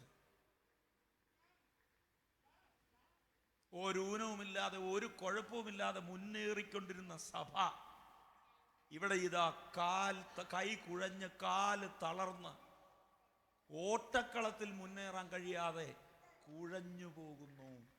അർത്ഥം മുടന്തിയായ സഭ. യേശു വരുന്നത് ഒരു മുടന്തിയെ ചേർക്കാനല്ല, കറയും കളങ്കവും വാട്ടവും മാലിന്യവും ഇല്ലാതെ തനിക്ക് വേണ്ടി മുൻനിർത്തിയ തൻ്റെ മണവാട്ടിയെ ചേർക്കാനാ യേശു കർത്താവ് വരുന്നത്. ഇന്ന് രാത്രി ദൈവസഭയുടെ, ഞാൻ ഈ ലോക്കൽ സഭയെ ഉദ്ദേശിച്ച് മാത്രമല്ല പറയുന്നത്, ആഗോള വ്യാപകമായി ദൈവസഭ ലോകത്തിൻ്റെ മുമ്പിൽ കായ് തളർന്ന് കാലുകുഴഞ്ഞ ഒരു മുടന്തിയെ പോലെ സഭയ്ക്ക് ലക്ഷ്യത്തിലേക്ക് മുന്നേറി ചെല്ലാൻ കഴിയാതെ ട്രാക്കിൽ കിടന്ന് കുഴയുന്ന ഒരു ചിത്രമാണ് 2000 വർഷത്തിന് മുമ്പ് അപ്പോസ്തലൻ എഴുതി വച്ചിരിക്കുന്നതെങ്കിൽ ഇന്ന് രാത്രി നമുക്ക് തുറന്ന് സമ്മതിക്കാം. ഉപവാസ പ്രാർത്ഥനയിൽ കർത്താവേ, ഞങ്ങൾ പലത് കണ്ടും കേട്ടും കൈ കുഴഞ്ഞ് കാല് തളർന്ന് ഈ ട്രാക്കിൽ മുന്നേറാൻ കഴിയാതെ കുഴഞ്ഞു വീണ് കിടക്കുമ്പോൾ ഈ രാത്രി ഞങ്ങളെ ഒന്ന് ഉണർത്തണമെന്ന് പ്രാർത്ഥിക്കുന്ന എത്ര പേരുണ്ട്? സഭയെ മടക്കി വരുത്തണമെന്ന്, സഭയെ മാനസാന്തരത്തിലേക്ക് കൊണ്ടുവരണമെന്ന്, സഭയുടെ തളർച്ച മാറ്റണമെന്ന് നിത്യതയെ ലക്ഷ്യമാക്കി ഓടിക്കൊണ്ടിരുന്ന ഞങ്ങള് അങ്ങുമിങ്ങും നോക്കി ഈ കളത്തിൽ തളർന്നുപോയി എന്ന് എത്ര പേർക്ക് തുറന്ന് സമ്മതിക്കാൻ കഴിയും? ആമേൻ. അങ്ങും ഇങ്ങും നോക്കിയാൽ നീ മുമ്പേ ചെന്നിടാ, ഭംഗമില്ലാതെ ഓടിയാൽ. നമ്മുടെ ഇന്ത്യയിലെ ഒളിമ്പിക്സിൽ പോയി ഓടിയ ഒരു വലിയ ഓട്ടക്കാരി 1ാമത് ഫിനിഷ് ചെയ്തു. പേര് നിങ്ങൾക്കറിയാമല്ലോ. 1ാമത് ഓടിയെത്തി. പിന്നെ മനസ്സിലായത് ട്രാക്ക് മാറിയാ ഓടിയതെന്ന്. സമ്മാനം കിട്ടിയില്ല കേട്ടോ. കൈ കുഴഞ്ഞ്, ആകയാൽ തളർന്ന കൈയും കുഴഞ്ഞ മുഴങ്കാലും നിവൃത്തുവിൻ. മുടന്തുള്ളത് ഉളുക്കിപ്പോകാതെ ഭേദമാകേണ്ടതിന്. ഇപ്പൊ ഈ വഴിക്ക് ഞാൻ ഇങ്ങനെ നടന്നു പോകുന്ന സമയത്ത് എൻ്റെ കാലൊന്നും അടിഞ്ഞു. ക്ഷണത്തിൽ ഞാൻ മുടന്തനായി. ഈ മുടന്തും വെച്ചോണ്ടങ്ങ് പോവാന്ന് വെച്ചു. പിന്നെ ഇവിടുത്തെ ഏതെങ്കിലും ആശുപത്രി ചെന്ന് സർജറി നടത്തേണ്ടി വരും. എന്നാൽ ആ മുടന്ത് ഇച്ചിരി കുഴമ്പൊക്കെ ഇട്ട് നല്ല ഒരു വൈദ്യൻ്റെ കൈ കിട്ടി 2 തൂക്കും ഒരു വലിയോ കൊടുത്താൽ അന്നേരെ ഓക്കെയാ. പൗലോസ് പറയുകയാണ്, മുടന്തുള്ളത് ഉളുക്കിപ്പോകുന്നതിന് മുമ്പ് കാലിന് പാത നിരപ്പാക്കുവിൻ. എന്താ ചെയ്യാൻ പറ്റുന്നത്? ഞങ്ങൾ തെറ്റിപ്പോയി എന്ന ദൈവസന്നിധിയിൽ ഇതാണ് ഉപവാസത്തിൽ നടക്കേണ്ടത്. എല്ലാം തികഞ്ഞവർക്കുള്ളതല്ല ദൈവസഭ. വിശുദ്ധന്മാരായതുകൊണ്ട് സഭയിലാക്കിയെന്ന് കരുതരുത്. വിശുദ്ധന്മാരാകാനുള്ളത് കൊണ്ടാണ് ദൈവസഭ. സഭയ്ക്കകത്ത് നടക്കേണ്ടുന്നത് ജീവനാണ് ഇവിടെ വ്യാപരിക്കേണ്ടത്. ജീവൻ നൽകുന്ന ജീവൽ സ്ഥാപനമാണ് ദൈവസഭ. അതുകൊണ്ട് നമുക്ക് പറയാം, ഞങ്ങളുടെ തളർച്ചകൾ മാറ്റണം, ഞങ്ങളുടെ ക്ഷീണങ്ങൾ മാറ്റണം. പലത് കണ്ടും കേട്ടും ഈ ആത്മമണ്ഡലത്തിൽ മുന്നേറാൻ കഴിയാതെ സ്റ്റക്കായി കിടക്കുകയാണ് ഞങ്ങൾ. നാം ഇവിടെ നോട്ടമോടി പൂർത്തീകരിച്ച് അക്കരനാട് അണഞ്ഞ് നമ്മുടെ പ്രതിഫലം വാങ്ങിയതിന് ശേഷമേ ഈ ഓട്ടമോടി പൂർത്തീകരിച്ച് അക്കരെ വെയിറ്റ് ചെയ്യുന്നവർക്ക് അവരുടെ സമ്മാനം കിട്ടത്തുള്ളൂ. അതുകൊണ്ട് അവരെ ഓർത്തെങ്കിലും നമുക്ക് പ്രാർത്ഥന തുടങ്ങണം. ഞങ്ങളെ അക്കരയ്ക്ക് കൈപിടിച്ച് നയിക്കണം കർത്താവേ. ഞങ്ങളുടെ തളർച്ച, ഞങ്ങളുടെ ക്ഷീണം, കുഴച്ചിലുകൾ എല്ലാം മാറ്റണം. അതുകൊണ്ട് പൗലോസ് പറയുകയാണ്, നിങ്ങൾ ക്ഷീണിച്ചും അടുക്കാതിരിക്കണം. നിങ്ങളുടെ ഉള്ളിൽ ക്ഷീണം, മടുപ്പ്. അതുപോലെ തന്നെ വായിച്ച കുറിവാക്യം എന്താണ്? സ്തോത്രം. അതെ, ക്ഷീണവും മടുപ്പും ഇതുണ്ടാകാൻ സാധ്യതയുണ്ട്. ഓരോരുത്തരെയും ക്ഷീണിപ്പിക്കുന്ന ഓരോ കാര്യങ്ങളാണ്. അതുകൊണ്ട് ഇത് ഉണ്ടാകുകയല്ല എന്ന് പറയാൻ പറ്റത്തില്ല. ക്ഷീണവും മടുപ്പും ഉണ്ടാകുകയല്ലെന്ന് പറയാൻ പറ്റത്തില്ല, ഉണ്ടാകും. അതിനെന്ത് ചെയ്യണം? 1, ഭാരം ഇറക്കണം. സകല ഭാരവും മുറുകെ പറ്റുന്ന പാപവും വിട്ട് സ്ഥിരതയോടെ ഓടണം. 2, വിശ്വാസത്തിൻ്റെ നായകനും പൂർത്തി വരുത്തുന്നതിനുമായ യേശുവിനെ നോക്കണം. നമുക്ക് പക്ഷെ നമ്മുടെ നോട്ടം വേറെ മേഖലയിലാണ്. ഇന്നത്തെ കുഴപ്പം എന്നാണെന്നറിയോ? ആത്മമണ്ഡലത്തിലെ ഏറ്റവും വലിയ പ്രശ്നം ഈ ഇടിച്ച വണ്ടികളെല്ലാം വാർത്തയിൽ വന്ന് നിറയുക, അല്ലേ? നന്നായി ഓടിക്കുന്ന വണ്ടി എവിടെയെങ്കിലും വാർത്തയിൽ വരുന്നുണ്ടോ? ഇല്ല. ഇടിച്ച വണ്ടിയാണ് വാർത്തയിൽ വരുന്നത്. ഇപ്പോൾ ഉദാഹരണത്തിന് നമ്മുടെ നാട്ടിൽ, ഇവിടൊക്കെ എന്ന് പറഞ്ഞാൽ ഇടിച്ചാൽ പോലും വാർത്ത വരത്തില്ല. നമ്മുടെ നാട്ടിൽ എന്ന് പറഞ്ഞു കഴിഞ്ഞാൽ എപ്പോൾ നോക്കിയാലും വാഹനാപകടത്തിൻ്റെ കാര്യങ്ങളാണ് വാർത്തയിൽ നിറയുന്നത്. ഇപ്പം തമ്പാനൂർ ട്രാൻസ്പോർട്ട് സ്റ്റാൻഡിൽ നിന്ന് മിടുക്കന്മാരാകുന്ന ഡ്രൈവർമാരും മിന്നൽ, സ്വിഫ്റ്റ്, എക്സ്പ്രസ്, സൂപ്പർ ഫാസ്റ്റ് എന്ന് വേണ്ട പുതിയ വാഹനങ്ങൾ പുതിയതൊക്കെ ഇറക്കുന്നുണ്ട് പല പേരിൽ. രാവിലെ 5 മണിക്കും 5:30ക്കും മിടുക്കന്മാരാകുന്ന ഡ്രൈവർമാർ ഈ വണ്ടിക്കകത്ത് നിന്ന് അവർ വണ്ടി ഓൺ ചെയ്ത് തിരക്കേറിയ MC റോഡ് വഴിയും തിരക്കേറിയ നാഷണൽ ഹൈവേ വഴിയും 10, 200, 300 യാത്രക്കാരെ കയറ്റി ഇറക്കി ഒരു പോറൽ പോലും എത്തിക്കാതെ കാസർഗോഡും കണ്ണൂരും കോഴിക്കോടും ഒക്കെ അവരുടെ ട്രിപ്പ് അവസാനിപ്പിക്കും. ഏതെങ്കിലും ചാനലുകാർ ലൈവ് ടെലികാസ്റ്റിങ്ങുമായി ഈ നന്നായി ഓടിക്കുന്ന വാഹനത്തിൻ്റെ പുറകെ പോകുന്ന നിങ്ങൾ കണ്ടിട്ടുണ്ടോ? ഞാൻ കണ്ടിട്ടില്ല. മലയാള മനോരമയും 24ഉം അല്ലേ? ഇപ്പം തിരുവനന്തപുരത്തു നിന്ന് വണ്ടി എടുത്തിട്ടുണ്ട്, ഞങ്ങളും പുറയിലുണ്ട്. കൊട്ടാരക്കര എത്തിയിട്ടുണ്ട്, ഇതുവരെ ഇടിച്ചിട്ടില്ല. ഇനി തിരുവല്ലായ്ക്ക് പോവുകയാണ്, ഇല്ല കോട്ടയത്തിന് പോവുക. ഇടിക്കുമോ എന്ന് ഞങ്ങൾക്ക് അറിയത്തില്ല. കണ്ടിട്ടുണ്ടോ ഇങ്ങനൊരു വാർത്താ അവതരണം? ഞാൻ കണ്ടിട്ടില്ല. പിന്നെ വാർത്ത വരുന്നതാരാ? പോകുന്ന വഴി ടിപ്പറിനായിട്ട് ഇടിച്ചവനും വഴിയാത്രക്കാരെ ഇടിച്ചു തെറിപ്പിച്ചവനും അതിലേ ചെന്ന് കയറിയവരുമെല്ലാം വാർത്തയെ നിറഞ്ഞു നിൽക്കുക. അപ്പോൾ കോട്ടയത്തിന് പോകാൻ വേണ്ടി ഞാൻ തിരുവല്ലായി വന്ന് ബസ് കാത്ത് നിൽക്കുമ്പോൾ ഫേസ്ബുക്ക് ഓപ്പൺ ചെയ്യുമ്പോൾ ഒരു വാർത്ത എൻ്റെ കണ്ണിൽപ്പെട്ടു. ചെങ്ങന്നൂർ വെച്ച് ഒരെണ്ണം ഇടിച്ചു. അപ്പോൾ എൻ്റെ മനസ്സിലേക്ക് വരിക, ഇനി അടുത്ത് വരുന്ന മുഴുവൻ ഇടിക്കാൻ പോവാന്ന് വെച്ചാൽ എനിക്ക് കോട്ടയത്തിന് പോക്ക് നടക്കുമോ? ഞാൻ തിരുവല്ലായി നിന്ന് പോകത്തേ ഉള്ളൂ. ഇടിച്ചതിനെയൊക്കെ വാർത്തയാക്കിയാലുള്ള കുഴപ്പം എന്നാണെന്നറിയോ? നമുക്കൊരു സ്റ്റെപ്പ് മുന്നേറാൻ പറ്റത്തില്ല, ലക്ഷ്യസ്ഥാനത്തോട്ട് എത്താനും പറ്റുകയില്ല. ചെയ്യേണ്ടത് ഇത്രയേ ഉള്ളൂ, ഇടിച്ചു കിടക്കുന്നതിനെയൊക്കെ JCB വിളിച്ചുകൊണ്ട് വന്ന് വലിച്ച് വഴി സൈഡിലേക്ക് മാറ്റിയിട്ടിട്ട് നന്നായി ഓടിക്കുന്നവർക്ക് സൈഡ് കൊടുക്കുക. ആത്മമണ്ഡലത്തിൽ ചില ഇടിച്ച വണ്ടികളൊക്കെ വാർത്തയിൽ വരുമ്പോൾ അതൊക്കെ കുത്തിയിരുന്ന് ഷെയർ ചെയ്തത് മതിയെന്നായി പറഞ്ഞതിൻ്റെ അർത്ഥം. നന്നായി ഓടിക്കുന്ന അഭിഷിക്തന്മാരെ ദൈവം സഭയ്ക്ക് ഇന്നും നൽകിയിട്ടുണ്ട്. ആമേൻ, ഹല്ലേലൂയ. ഇടിക്കാൻ ഇറങ്ങിയവരല്ല നമ്മൾ, നമുക്കൊരു ലക്ഷ്യമുണ്ട്. ആമേൻ. നിന്റെ വശത്ത് 1000 പേരും നിന്റെ വലതുവശത്ത് 10,000 പേരും വീഴും. പക്ഷെ നമ്മെ വിളിച്ചത് വീഴാനല്ല, വീഴാതെ വണ്ണം തന്റെ മഹിമാസന്നിധിയിൽ കളങ്കമില്ലാതെ നിർത്താൻ കഴിയുന്ന സർവശക്തനായ കർത്താവാണ് വിളിച്ചിറക്കിയെങ്കിൽ ഈ രാത്രി എത്ര പേർക്ക് ഉറപ്പുണ്ട് ഞങ്ങൾ അക്കരെ എത്തുക തന്നെ ചെയ്യും? അതിന് ചെയ്യേണ്ടുന്നത് വിശ്വാസത്തിന്റെ നായകനും പൂർത്തി വരുത്തുന്നതിനുമായ യേശുവിനെ നോക്കുക. അപ്പൊ നമ്മൾ യേശുവിനെ നോക്കേണ്ടതിന് പകരം നമ്മുടെ കണ്ണിൽ വരുന്നത് വേറെ പല കാര്യങ്ങളാണ്, പലരാണ്, അല്ലേ? ആ പാസ്റ്ററെ കണ്ടോ, ഈ പാസ്റ്ററെ കണ്ടോ? സ്തോത്രം. യേശുവിനെ നോക്കൂ, ഒരു തളർച്ച ഉണ്ടാകത്തില്ല. പക്ഷെ നമ്മൾ എന്ത് ചെയ്യുന്നു? ഇന്നത്തെ സാഹചര്യത്തിൽ നമ്മൾ പലതും കണ്ടും കേട്ടും ക്ഷീണിച്ചു മടുക്കുക. ഈ സാക്ഷികളുടെ സമൂഹത്തിലുള്ളവരുടെ പ്രത്യേകത എന്നാണെന്നറിയാമോ? ഇവരെല്ലാം സാക്ഷ്യം പ്രാപിച്ചവരാ. എന്ന് പറഞ്ഞാൽ പറയാൻ ഒരു സാക്ഷ്യമുള്ളവരാ. ഇനി മറ്റൊരു ചിത്രം ഞാൻ നിങ്ങളുടെ ഹൃദയത്തിലേക്ക് കൊണ്ടുവരാം. ഇപ്പൊ കുറെ പേര് ഓടി അതിൽ ചിലര് താഴെ ക്ഷീണിച്ച് വീണ് കിടക്കുക ട്രാക്കി. കുറച്ച് പേര് മുന്നേറി ചെല്ലുന്നുമുണ്ട്, ലക്ഷ്യത്തിലെത്തിയിട്ടുമില്ല. ഈ ചിത്രം അകത്തേക്ക് വരട്ടെ. അതിൽ ഈ വീണവരെ കണ്ടോണ്ട്, കുഴഞ്ഞു കിടക്കുന്നവരെ കണ്ടോണ്ട് ഈ ഗ്യാലറിയിൽ എഴുന്നേറ്റ് ആശ്ചര്യത്തോടെ നിൽക്കുന്നവരുടെ ചിത്രം നിങ്ങളുടെ മനസ്സിൽ തെളിയണം. ഒരു സ്റ്റേഡിയം അകത്തേക്കൊന്ന് കൊണ്ടുവരണം. ഇനി ഇവർ സാക്ഷ്യമുള്ളവരാന്ന് ഞാൻ പറഞ്ഞില്ലേ? ഈ വീണ് കിടക്കുന്നവർ പല കാര്യത്തിലാ ക്ഷീണിച്ച് മടുത്തു പോയത്. ഇപ്പൊ ഞാനിവിടെ വീണ് കിടക്കാന്ന് വെച്ചു, ട്രാക്കിൽ എനിക്ക് മുന്നേറാൻ കഴിയുന്നില്ല. എൻ്റെ പ്രശ്നം എന്നാ? ഒത്തിരി പ്രശ്നമുണ്ട്, പലർക്കും പല പ്രശ്നമാണ്. ഏത് പ്രശ്നത്തിൽ നമ്മൾ കുഴഞ്ഞു പോയാലും ഈ സാക്ഷികളിൽ ഓരോരുത്തർ ആ ട്രാക്കിലേക്കൊന്ന് ഇറങ്ങി വരുന്നത് നിങ്ങളുടെ മനസ്സിലൊന്ന് കണ്ടേ. ഇപ്പോൾ ഒരാൾ, ഞാൻ വീണ് കിടക്കുക, എൻ്റെ പ്രശ്നം കർത്താവിൻ്റെ നാമത്തിന് വേണ്ടി ഇറങ്ങി ഇച്ചിരി ഉപദ്രവമൊക്കെ സഹിച്ച് ഇച്ചിരി നിന്ദയും പരിഹാസമൊക്കെ കേട്ടപ്പോൾ ആദ്യമൊക്കെ നല്ല തീഷ്ണതയായിരുന്നു. നാളുകൾ കഴിഞ്ഞപ്പോൾ അതെൻ്റെ മനസ്സിനെ മടുപ്പിക്കാൻ തുടങ്ങി. ക്ഷീണമായി, തളർച്ചയായി. ഇപ്പോൾ എനിക്കൊരു സ്റ്റെപ്പ് മുന്നേറാൻ കഴിയാതെ ഞാൻ ട്രാക്കിലുണ്ട്. ഒരാൾ ഇറങ്ങി വരിക, ആ ഗാലറിയിൽ നിന്ന് ഒരാൾ ഇങ്ങോട്ട് വന്ന് എന്നെ തട്ടി വിളിക്കുക. ആരാ തട്ടി വിളിക്കുന്നറിയാവോ? അദ്ദേഹത്തിൻ്റെ പേരാണ് ഹാബേൽ. എന്നോട് ചോദിക്കുക, എന്താ ഇവിടെ കിടക്കുന്നത്?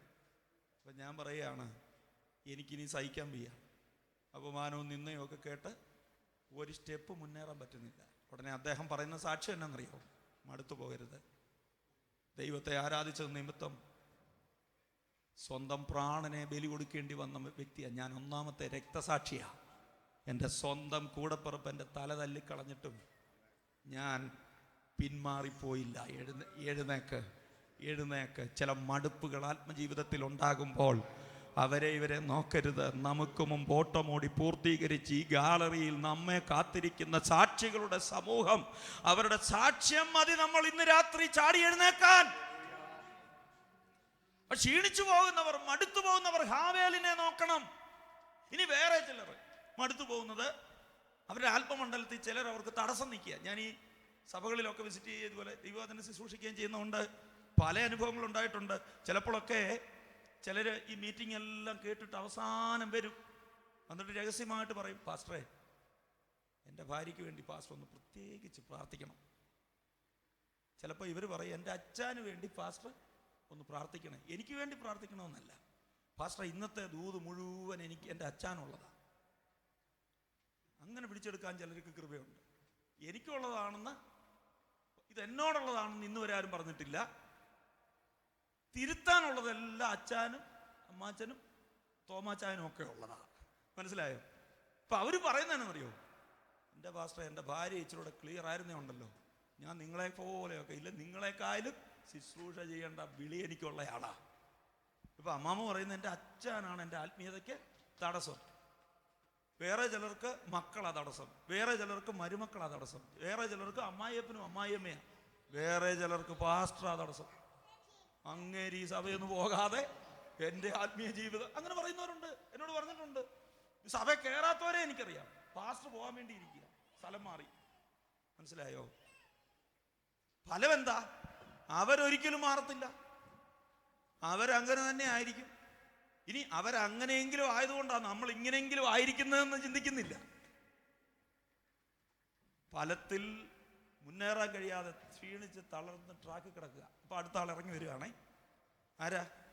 അദ്ദേഹത്തിൻ്റെ പേരാണ് ഹാനോക്ക്. വിളിക്കുകയാണ്, എന്താ ഇവിടെ കിടക്കുന്നത്? എൻ്റെ അച്ഛാ ഒന്നും പറയണ്ട, ആകെ പ്രശ്നമാണ്. ഭാര്യയും തടസ്സം, അച്ഛനും തടസ്സം, പിള്ളേരും തടസ്സം, അമ്മായിയമ്മയും തടസ്സം. ഇവരൊന്നും ഇല്ലായിരുന്നെങ്കിൽ എൻ്റെ ആത്മീയ ജീവിതം എന്ത് സുഖമായിരുന്നു അല്ലേ? ഇപ്പോൾ ഉടനെ ഹാനോക്ക് പറയുന്നതെന്നറിയോ? മടുത്തു പോരുത്. എനിക്ക് കുടുംബം ഉണ്ടായിരുന്നു, ഭാര്യ ഉണ്ടായിരുന്നു, മക്കളുണ്ടായിരുന്നു, കൊച്ചുമക്കളുണ്ടായിരുന്നു, അമ്മായിയപ്പനുണ്ടായിരുന്നു, അമ്മായിയമ്മ ഉണ്ടായിരുന്നു. ഇവരൊന്നും എൻ്റെ ആത്മീയ ജീവിതത്തിന് തടസ്സം നിന്നില്ല. 365 വർഷം ഈ ഭൂമിയിൽ ജീവിച്ചിരിക്കാൻ എനിക്ക് അവസരം കിട്ടി. അതിൽ 300 വർഷം ഞാൻ ദൈവത്തോട് കൂടെ നടന്നവൻ. എഴുന്നേൽക്ക്.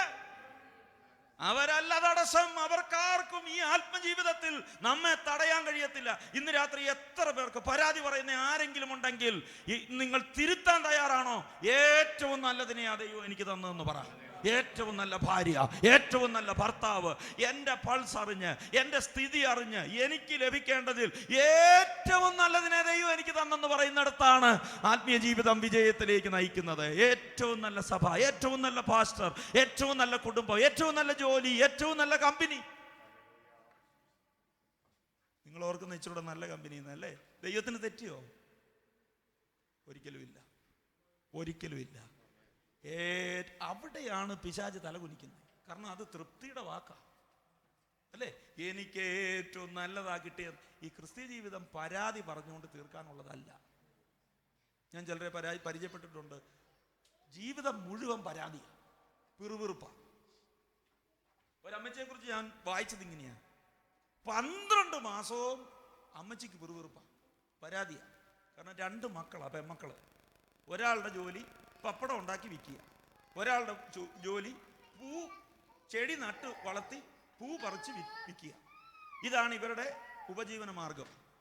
അപ്പൊ 12 മാസവും അമ്മച്ചിക്ക് ഈ മക്കളെ കുറിച്ച് ഓർത്ത് കരച്ചിലും പരാതി. എന്താ കാര്യം? മഴ പെയ്യുമ്പോൾ അമ്മച്ചി കരയാൻ തുടങ്ങും, എൻ്റെ കുഞ്ഞിൻ്റെ പപ്പടം മുഴുവൻ നനഞ്ഞു പോകും. വേനൽക്കാലം ആകുമ്പോഴത്തേനും പൂക്കാരിയെ ഓർത്ത് കരയും, എൻ്റെ കൊച്ചിൻ്റെ ഒരു ചെടി പോലും വളരത്തില്ല, അത് കരിഞ്ഞു പോകും. ഈ അമ്മച്ചിയുടെ പരാതി എങ്ങനെ തീർക്കാം? ഒറ്റ കാര്യം ചെയ്താൽ മതി. വേനൽക്കാലം വരുമ്പോൾ പപ്പടക്കാരിയെ ഓർക്കണം, എൻ്റെ കുഞ്ഞിൻ്റെ പപ്പടം എല്ലാം നന്നായിട്ട് ഉണക്കി കിട്ടും. മഴക്കാലം വരുമ്പോൾ പൂക്കാരിയെ ഓർക്കണം, അവൾ നട്ട ചെടിയെല്ലാം വളരും. നമുക്കത് പറ്റുന്നുണ്ടോ? ജപ്പാനിൽ ഒരു ഹോട്ടലുണ്ട്, ഞാൻ പോയിട്ടില്ല, വായിച്ചറിവാ. ആ ഹോട്ടലിൻ്റെ പ്രത്യേകത എന്തെന്ന് ചോദിച്ചാൽ, ഡിഫറൻ്റ്ലി ഏബിൾഡ് ആയിട്ടുള്ളവരെയാണ് അവിടെ സർവീസിന് എടുക്കുന്നത്. ഈ ഭക്ഷണം വിളമ്പാൻ അവർ ഡംബോ ഒക്കെ ആയിരിക്കാം. അത് ആ ഹോട്ടലിൻ്റെ പ്രത്യേകത. അങ്ങനൊരു ഹോട്ടൽ ലോകത്തിൽ അതേ ഉള്ളൂ. പക്ഷേ അത് അതിൻ്റെ മെയിൻ ബോർഡിൽ മെൻഷൻ ചെയ്തിട്ടുണ്ട്, ഞങ്ങളുടെ സ്റ്റാഫുകളൊക്കെ ഡിഫറൻ്റ്ലി ചലഞ്ചഡ് ആയിട്ടുള്ള ആൾക്കാരാണ്, ഹെൽത്ത് ഇഷ്യൂസൊക്കെ ഉള്ളവരാണ്. അപ്പോൾ ഇത് വായിച്ചിട്ട് നമ്മൾ അകത്ത് കയറുക. ഞാനും കർത്താവിൻ്റെ ദാസനും കൂടെ ആ ഹോട്ടലിൽ കയറിയെന്ന് വെക്കുക. മനോഹരമായി ഒരുക്കിയിട്ടിരിക്കുന്ന ഒരു ഡൈനിങ് ടേബിളിൻ്റെ മുന്നേ ഞങ്ങൾ ഇരിക്കുന്നു. നന്നായി ഡ്രസ് ചെയ്ത ഈ പറയപ്പെടുന്ന സ്റ്റാഫ് മെനു കാർഡുമായിട്ട് നമ്മുടെ അടുത്ത് വരും.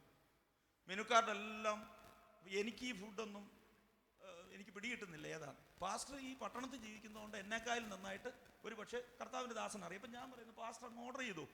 അപ്പോൾ എനിക്ക് എന്നെ ഒന്ന് ട്രൈറ്റ് ചെയ്യാൻ വേണ്ടി ഏറ്റവും നല്ലത് നോക്കി പാസ്റ്റർ ഓർഡർ ചെയ്തൊന്നും ഇരിക്കുക. ഇവർ അവിടെ നിന്ന് വളരെ സന്തോഷത്തോടെ ഇതെല്ലാം കുറിച്ചെടുത്ത് കൊണ്ടുപോയി കൗണ്ടറിൽ കൊണ്ട് കൊടുക്കും. ഇനി എന്നെ ശ്രദ്ധിക്കണം നിങ്ങൾ, 1 മിനിറ്റ്. ഈ കൗണ്ടറിൽ കൊണ്ട് ഇത് കൊടുത്തു കഴിഞ്ഞാൽ പിന്നെ ഇവർ ചെയ്യുന്നതെന്നറിയോ? നേരെ കിച്ചണിലേക്ക് കയറും. അവിടെ ഏത് ഫുഡ് വെന്തിരിപ്പുണ്ടോ അതെടുത്തോണ്ട് നമ്മുടെ ഡൈനിങ് ടേബിളിൽ കൊണ്ടുവച്ച് തരും. എന്നാ ഇടപാടാ ഇത്? ഓർഡർ ചെയ്ത് പിന്നെ എന്തിനാ? ആ ഹോട്ടലിൽ നടക്കുന്ന നമ്മളെ കാണുവാണെങ്കിലോ അടുത്ത പഞ്ചായത്തിൽ നിന്ന് പ്ലേറ്റ് എടുക്കേണ്ടി വരും, അല്ലേ? നമ്മൾ അത്രയും ഇഷ്ടപ്പെട്ട് ഓർഡർ ചെയ്ത സാധനം നമുക്ക് കിട്ടുന്നില്ല. നമ്മൾ ഒരിക്കലും ഓർഡർ ചെയ്യാത്ത ഫുഡ് വരിക നമ്മുടെ മുന്നേ. പക്ഷെ അതിനകത്തൊരു എഴുത്തുണ്ടെന്ന്, ഹോട്ടലിനകത്ത്, അതും ആ ഹോട്ടലിൻ്റെ ഉടമസ്ഥർ വെച്ചിരിക്കുക. അതിനകത്ത് ഇങ്ങനെയാ വാചകം: ഞങ്ങളുടെ പ്രിയപ്പെട്ട കസ്റ്റമർ, നിങ്ങൾ ഞങ്ങളുടെ ഹോട്ടൽ തിരഞ്ഞെടുത്തതിന് ഒത്തിരി നന്ദി. നിങ്ങൾക്ക് ഏറ്റവും ഇഷ്ടപ്പെട്ട ഭക്ഷണം നിങ്ങൾ ഓർഡർ ചെയ്തു, അല്ലേ? പക്ഷെ ഒരിക്കൽ പോലും നിങ്ങൾ ആഗ്രഹിക്കാത്തതായിരിക്കാം നിങ്ങളുടെ ടേബിളിൽ വന്നിരിക്കുന്നത്. പക്ഷെ ഒരു കാര്യം ഞങ്ങൾ ഉറപ്പ് തരാം, നിങ്ങളുടെ ടേബിളിൽ വന്നതും ഏറ്റവും നല്ലത് തന്നെയാണ്. കാരണം ഞങ്ങൾ ഈ ഹോട്ടലിൽ മോശപ്പെട്ടത് വിളമ്പാറില്ല. ഇന്ന് രാത്രി ജീവിതത്തെ തിരിഞ്ഞു നോക്കിയിട്ട് പരാതി പറഞ്ഞുകൊണ്ട് ആരെങ്കിലും നടക്കുന്നെങ്കിൽ, ഏറ്റവും നല്ലതായി എൻ്റെ പാത്രത്തിൽ ദൈവം വിളമ്പിത്തന്നത്, കാലം വിളമ്പിത്തന്നതെന്ന് മനസ്സ് തുറന്ന് പറയാൻ കഴിയുന്നവര് ഈ രാത്രി തിരുത്തലിന് വിധേയരാകുക. ഏറ്റവും നല്ലതാ ദൈവം എനിക്ക് തന്നത്. ഞാൻ പരാതി പറഞ്ഞതും ഞാൻ പിറുപിറുത്തതും ഒക്കെ വെറുതെയാണ്. ആമേൻ. എന്നെ ചതിക്കുകയായിരുന്നു പിശാച്, എനിക്ക് നല്ലതാ കിട്ടിയിട്ടുള്ളൂ. ഒരുപക്ഷെ നിങ്ങൾക്ക് ദോഷമായതൊക്കെ സംഭവിച്ചു കാണും, ഒക്കെ ശരിയാ. പക്ഷെ ദൈവം നമുക്ക് തന്നതൊന്നും ദോഷമുള്ളതല്ല. ഇവിടെയാണ് തൃപ്തികരമായ ഒരു ക്രിസ്ത്യ ജീവിതം ഈ ഓട്ടക്കളത്തിൽ മുന്നേറി ചെല്ലാൻ കഴിയുകയുള്ളൂ. പരാതി പറഞ്ഞുകൊണ്ട് തീർക്കാനുള്ളതല്ല നമ്മുടെ ജീവിതം. ദൈവം തരുന്നതിൽ പൂർണ്ണ തൃപ്തിയോടെ, സ്തോത്രം, എത്ര പേർക്ക് പറയാൻ കഴിയും, കർത്താവേ ആ നല്ല ജീവിതം എനിക്ക് തന്നതിന് നന്ദി, ഈ നല്ല ജോലി എനിക്ക് തന്നതിന് നന്ദി, ഈ നല്ല ഭർത്താവിനെ എനിക്ക് തന്നതിന് നന്ദി, ഈ നല്ല ഭാര്യയെ തന്നതിന്, നല്ല കുഞ്ഞുങ്ങളെ, നല്ല അമ്മായിയമ്മയെ, നല്ല ബന്ധങ്ങളെ, നല്ല ആമേൻ എനിക്ക് നല്ല സ്നേഹിതരെ എനിക്ക് തന്നതിന് നന്ദി എന്ന് പറയുവാൻ കഴിയുന്നിടത്താണ് ആമേൻ തൃപ്തി എന്ന് പറയുന്നത്. സ്തോത്രം. ഹാനോക്കിന്റെ വാക്ക്, 300 വർഷം ഞാൻ ദൈവത്തോടു കൂടെ നടന്നു. ഹാനോക്കിന്റെ സാക്ഷ്യമേ അതാ. എന്ത്? ഞാൻ ദൈവത്തോടു കൂടെ നടന്നു. നമ്മുടെ സാക്ഷ്യം എന്താ? ദൈവം നമ്മളോട് കൂടെ നടന്നു എന്നുള്ളതല്ലേ, അല്ലേ? ദൈവം എനിക്ക് നല്ലവനായിരുന്നു, എനിക്ക് വല്ലഭനായിരുന്നു, എനിക്ക് ജോലി തന്നു, എനിക്ക് വീട് തന്നു, എനിക്ക് കാറ് തന്നു, എനിക്ക് എൻ്റെ മക്കൾക്ക് നല്ല നല്ല നിലവാരം. അത് നമുക്ക് മാത്രമേ പറയാൻ പറ്റത്തുള്ളൂ. അത് നമ്മളെക്കാൾ കൂടുതൽ ഭൗതികതയാ പറയാൻ നമ്മൾ തുടങ്ങുന്നതെങ്കിൽ നമ്മളെക്കായാലും കൂടുതൽ പറയാനുള്ളത് ഇവിടുത്തെ പല പാർട്ടികൾ. അങ്ങനെയാണ് നമ്മളിവിടെ വരേണ്ട കാര്യം പോലും ഇല്ലല്ലോ. ഭൗതികതയാണ് നമുക്ക് പറയാനുള്ള നന്മയെങ്കിൽ നമ്മുടെ സാക്ഷി അതാ. ദൈവം നമുക്ക് തന്ന കാര്യ. അത് വേറെ പലർക്കും പറയാനുണ്ടെന്നാ ഞാൻ പറഞ്ഞത്. ബാങ്ക് കുത്തി തുറക്കാൻ വേണ്ടി രാത്രി കയറുന്നവനും നേർച്ചയിട്ടാച്ചാ കയറുന്നതെന്ന്. സക്സസ് ആയ അവനും പറയുമെന്ന്, ദൈവം എൻ്റെ കൂടെ ആയിരുന്നു. നമുക്ക് പറയാനുള്ളത് അതല്ല. എല്ലാം പ്രതികൂലമായിരുന്നു. ഞാൻ ആഗ്രഹിച്ചതൊന്നും എനിക്ക് കിട്ടിയിട്ടില്ല, പക്ഷെ ഞാൻ ദൈവത്തോട് കൂടെ നടന്നു. ക്രിസ്ത്യാനി ഈ ഓട്ടക്കളം വെറുതെ ഓടേണ്ടതല്ല. ഇതിൻ്റെ ചലഞ്ചസ്. ഇപ്പോൾ ഹാനോക്ക് ദൈവത്തോട് കൂടെ നടന്നിടത്ത് അതിൻ്റെ മൂലഭാഷ പഠിച്ചപ്പോൾ എനിക്ക് മനസ്സിലായത് കയറിയും ഇറങ്ങിയും നടന്നെന്ന. ദൈവം ഒരുക്കിയ കുന്നുകൾ കയറിയും ദൈവം നൽകിയ താഴ്വരകൾ താണ്ടിയും ആ കരം വിടാതെ 300 വർഷം ദൈവത്തോട് കൂടെ നടന്ന ഭക്തൻ. ഒരു എഴുത്തുകാരൻ എഴുതിയിരിക്കുന്നത്, ഹാനോക്ക് ദൈവത്തോട് കൂടെ നടന്ന് നടന്ന് നടന്ന് നടന്ന് അങ്ങ് കയറി ചെന്നെന്ന് പറഞ്ഞു നിത്യ വീട്ടിൽ. അപ്പോൾ ദൈവം പറഞ്ഞു, ഏതായാലും നീ വന്നതല്ലേ, ഇനി തിരിച്ചങ്ങോട്ട് പോകണ്ടെന്ന്. എത്ര ഭാഗ്യകരമായ ഒരു ജീവിതമാണ്. എത്ര പേർക്ക് ആഗ്രഹമുണ്ട്, കർത്താവെ എല്ലാം പ്രതികൂലമായാലും, എല്ലാം നെഗറ്റീവായാലും, എല്ലാം എനിക്ക് താങ്ങാൻ പറ്റാത്തതായാലും ആ കരം പിടിച്ച് ആ കരത്തിൽ നിന്ന് പിടിവിടാതെ ക്രിസ്തീയ ജീവിതം മുന്നോട്ട് കൊണ്ടുപോകാൻ, ഈ ഓട്ടക്കളത്തിൽ മുന്നേറാൻ ഞങ്ങളെ സഹായിക്കണമെന്ന് ഈ രാത്രി എത്ര പേര് പ്രാർത്ഥിക്കും. വേറെ ചിലർ കൊഴിഞ്ഞു പോയത് നന്മകൾ, നേട്ടങ്ങൾ ലഭിക്കാത്തത് കൊണ്ടാണ്. പലരും എന്നോട് പറഞ്ഞിട്ടുണ്ട്, ഈ രാജ്യത്തൊക്കെ വരുമ്പോൾ സങ്കടത്തോടെ ചില ചെറുപ്പക്കാർ അവർ പറയുന്ന, പാസ്റ്റർ 25 വർഷമായി 30 വർഷമായി ഞാനിവിടെ വന്നിട്ട് ഒരു 10 സെന്റ് ഭൂമി ഉള്ളതിനകത്ത് ഒരു തറ കെട്ടിയിട്ടിട്ട് അതിൻ്റെ മേളിൽ ഒരു കട്ട വെക്കാനാകുന്ന നോക്കുന്നുണ്ട്, നടക്കുന്നില്ല. ഞായറാഴ്ച എന്ന് പറയുന്ന ഒരു ദിവസമുണ്ട്, രാവിലെ കുളിച്ചൊരുങ്ങിയിട്ട് ഞാൻ ഇറങ്ങും. കൂട്ടായ്മ, ഉപവാസ പ്രാർത്ഥന, സഭായോഗം, എല്ലാത്തിനും മുന്നിലാ. സ്തോത്രം. കിട്ടുന്നതിനെല്ലാം നന്മ കൊടുക്കും, ദശാംശം കൊടുക്കും, ഒക്കെ കൊടുക്കും, നാട്ടിലും കൊടുക്കും. ഞാൻ ഇത്രയും വിശ്വസ്തത കാണിച്ചിട്ടും എൻ്റെ വീടിൻ്റെ തറയുടെ മുകളിൽ ഒരു കട്ടള വെക്കാൻ എനിക്ക് പറ്റിയിട്ടില്ല. ഞാൻ എന്തിനാ പാസ്റ്റർ ഈ ദൈവത്തെ ഇങ്ങനെ ചോദിച്ചവരെ എനിക്കറിയാം. ഇവരുടെ സങ്കടം എന്നാണെന്നറിയോ? റൂംമേറ്റ് ഒരെണ്ണമുണ്ട്, അവന് ദൈവവും ഇല്ല ദേവനും ഇല്ല. അവൻ 10 വർഷം ആയതേ ഉള്ളൂ. അവൻ വീടും പണിത് നല്ല മുന്തിയ കാറും മേടിച്ച് പോർച്ചിലിട്ടിരിക്കുക. അപ്പൊ ഇവര് പറയുന്നത്, എനിക്കല്ലേ തരണ്ടേ? ഫലത്തിൽ എന്താ സംഭവിക്കുന്നത്? ക്ഷീണിച്ച് മടുത്ത്, ഞാൻ ഇനി ആരാധനയ്ക്ക് ഇല്ല, പോയിട്ടും വലിയ കാര്യമൊന്നും ഇല്ലെന്ന് അവർക്ക് തന്നെ ബോധ്യം വരിക. ക്ഷീണിച്ച് മടുത്ത് കിടക്കുമ്പോൾ അടുത്ത ആൾ ഗാലറിയിൽ നിന്ന് ഇറങ്ങി വരിക. ആരാന്നറിയാമോ? അബ്രഹാം. അവിടെ എഴുതിയിട്ടുണ്ട്, വിശ്വാസത്താൽ അബ്രഹാം വാഗ്ദത്ത ദേശത്ത് ഒരു അന്യദേശത്ത് എന്ന പോലെ ചെന്ന് വിശ്വാസത്തിന് കൂട്ടവകാശികളായ ഇസഹാക്കിനോടും യാക്കോബിനോടും കൂടെ കൂടാരങ്ങളിൽ പാർത്തുകൊണ്ട് ദൈവം ശില്പിയായി നിർമ്മിച്ചതും അടിസ്ഥാനങ്ങളുള്ള ഒരു നഗരത്തിന് വേണ്ടി കാത്തിരുന്നു. ഇന്ന് നമ്മുടെ ഭാരതത്തിലെ ഏറ്റവും വലിയ വീട് ആരുടെയാണെന്നറിയാവോ? മുകേഷിൻ്റെ, അംബാനി. ആന്റിലിയ എന്ന വീടിൻ്റെ പേര്. 27 നിലകളാണ് ആ വീടിനുള്ളത്. 14,000 കോടി രൂപയാണ് അതിൻ്റെ മൂല്യം. 400 ജോലിക്കാരാണ് അവിടെ ജോലി ചെയ്യുന്നത്. അതിനകത്ത് ഒരു നില എന്ന് പറയുന്നത്, ആ നിലയിൽ ചെന്ന് കഴിഞ്ഞാൽ കൃത്രിമമായ മഞ്ഞ് പെയ്തുകൊണ്ടിരിക്കുക. അന്നത്തെ കാലത്ത് അബ്രഹാമിന് അതിലും നല്ല ഒരു വീട് പണിയാൻ കയ്യിൽ കാശുണ്ടായിരുന്നയാളാ. സംശയമുണ്ടോ? ബഹുസമ്പന്നനാണെന്ന പുസ്തകം പരിചയപ്പെടുത്തിയിരിക്കുന്നത്. അബ്രഹാമിന്റെ സമ്പത്തിനെ ദേശത്തിന് പോലും വഹിച്ചുകൂടായിരുന്നു. അങ്ങനെയാ. പക്ഷെ പാർത്തത് എവിടാ? കൂടാരങ്ങളിൽ പാർത്തു.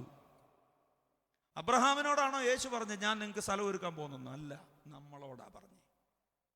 അങ്ങനെയെങ്കിൽ നല്ല വീട് പണിത് നന്നായി താമസിക്കാൻ കൈ കാശുണ്ടായിട്ടും പ്രത്യാശ നിമിത്തം കൂടാരങ്ങളിൽ പാർത്ത ആ ഭക്തൻ അക്കരെ നാടണഞ്ഞ് നമ്മെ കാത്തിരിക്കുമ്പോൾ ഒരു വീടില്ലെന്നും പറഞ്ഞ് തലയും കുനിച്ച് നടക്കരുതെന്നാണ് ഞാൻ പറഞ്ഞതിൻ്റെ അർത്ഥം.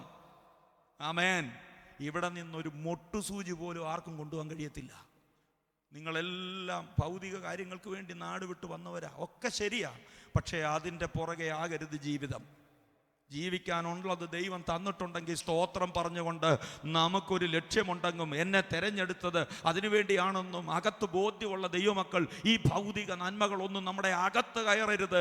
ഉണ്ണാനും ഉടുക്കാനും ഉണ്ടെങ്കിൽ മതിയെന്ന് വെപ്പീൻ. സ്തോത്രം. അബ്രഹാം കാത്തിരിക്കുക. ക്ഷീണിച്ച് മടുക്കരുത്. ഇനി വേറെ ചിലര് ഈ 3 പേരെ കുറിച്ച് പറഞ്ഞപ്പം ഗാലറിയിൽ നിന്ന് എൻ്റെ അടുത്ത് ചിലർ വന്നിപ്പുണ്ട്. ഇപ്പോൾ ഞാനത് കാണുക. അവർ പറയുന്നത് ഞങ്ങളെ കൂടെ കുറിച്ച് പറ പാസ്റ്ററെ, ഞങ്ങളെക്കുറിച്ച് കേൾക്കാൻ ചിലർ ഇതിനകത്തുണ്ടെന്നാ. യോസഫും യാക്കോബും മോശയെല്ലാം വന്ന് നിൽക്കുക. പക്ഷേ സമയമില്ല നമുക്ക്. ഇപ്പോൾ ഒന്നാമത്തെ ഗ്രൂപ്പ് പഴയ നിയമ ഭക്തന്മാർ, 2 വിശ്വാസവീരന്മാർ. 32-ാം വാക്യം അവിടെ എഴുതിയിരിക്കുന്നു. ഇനി എന്ത് പറയേണ്ടു? ഗിദെയോൻ, ബാരാക്ക്, ഇബ്താഹ്, ശിംശോൻ, ദാവീദ് എന്നിവരെ കുറിച്ച് വിവരിപ്പാൻ സമയം പോരാ. പൗലോസിനും സമയം പോരാ, എനിക്കും സമയം പോരാ. 3-ാമത്തെ ഗ്രൂപ്പ് എന്ന് പറയുന്ന രക്തസാക്ഷികളാണ്. 35-ാം വാക്യത്തിൽ അവരെ കുറിച്ച് എഴുതിയിരിക്കുന്നത് എങ്ങനെയാ? സ്ത്രീകൾക്ക് തങ്ങളുടെ മരിച്ചവരെ ഉയർത്തെഴുന്നേൽപ്പിനാൽ തിരികെ കിട്ടിയ ഏറ്റവും നല്ല ഉയർത്തെഴുന്നേൽപ്പിൽ മറ്റു ചിലർ ഏറ്റവും നല്ലൊരു ഉയർത്തെഴുന്നേൽപ്പ് ലഭിക്കേണ്ടതിന് ഉദ്ധാരണം കൈക്കൊള്ളാതെ ഭേദ്യമേറ്റു. വേറെ ചിലർ ചമ്മട്ടി, ചങ്ങല ഇവയാലുള്ള പരിഹാസമേറ്റു, കല്ലേറേറ്റു, പീഡിപ്പിക്കപ്പെട്ടു.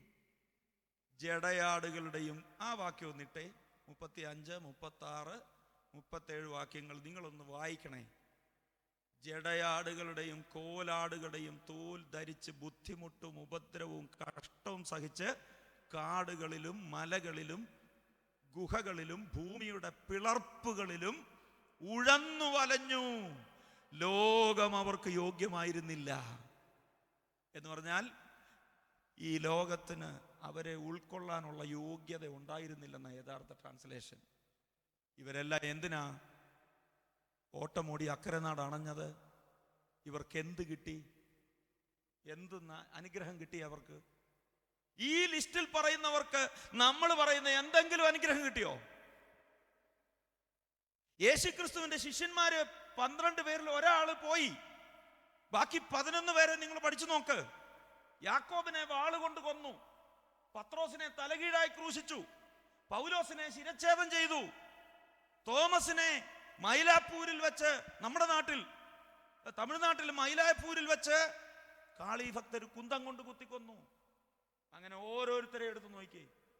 യോഹന്നാന് മാത്രമാണ് നോർമൽ ഡെത്ത് കിട്ടിയത്. ബാക്കി 10 പേരും അവരുടെ പ്രാണനെ രക്തസാക്ഷിത്വത്തിന് വേണ്ടി ഏൽപ്പിച്ചു കൊടുത്തു. എന്ത് നേടി? ഉത്തരം കണ്ടെത്തണം. എന്ത് വിടുതൽ അവർക്ക് കിട്ടി? എന്ത് അനുഗ്രഹം കിട്ടി? അവരെല്ലാം ഓട്ടമോടി പൂർത്തീകരിച്ച് കാത്തിരിക്കുക. അതുകൊണ്ട് പൗലോസ് പറയുകയാണ്, നിങ്ങളുടെ ഉള്ളിൽ ക്ഷീണിക്കാനും മടുക്കാനും സാധ്യതയുണ്ട്. അതുകൊണ്ട് മടുക്കരുത്, ഓട്ടക്കളത്തിൽ മുന്നേറി ചെല്ലണം. യേശു ക്രിസ്തുവിനെ നോക്കണം.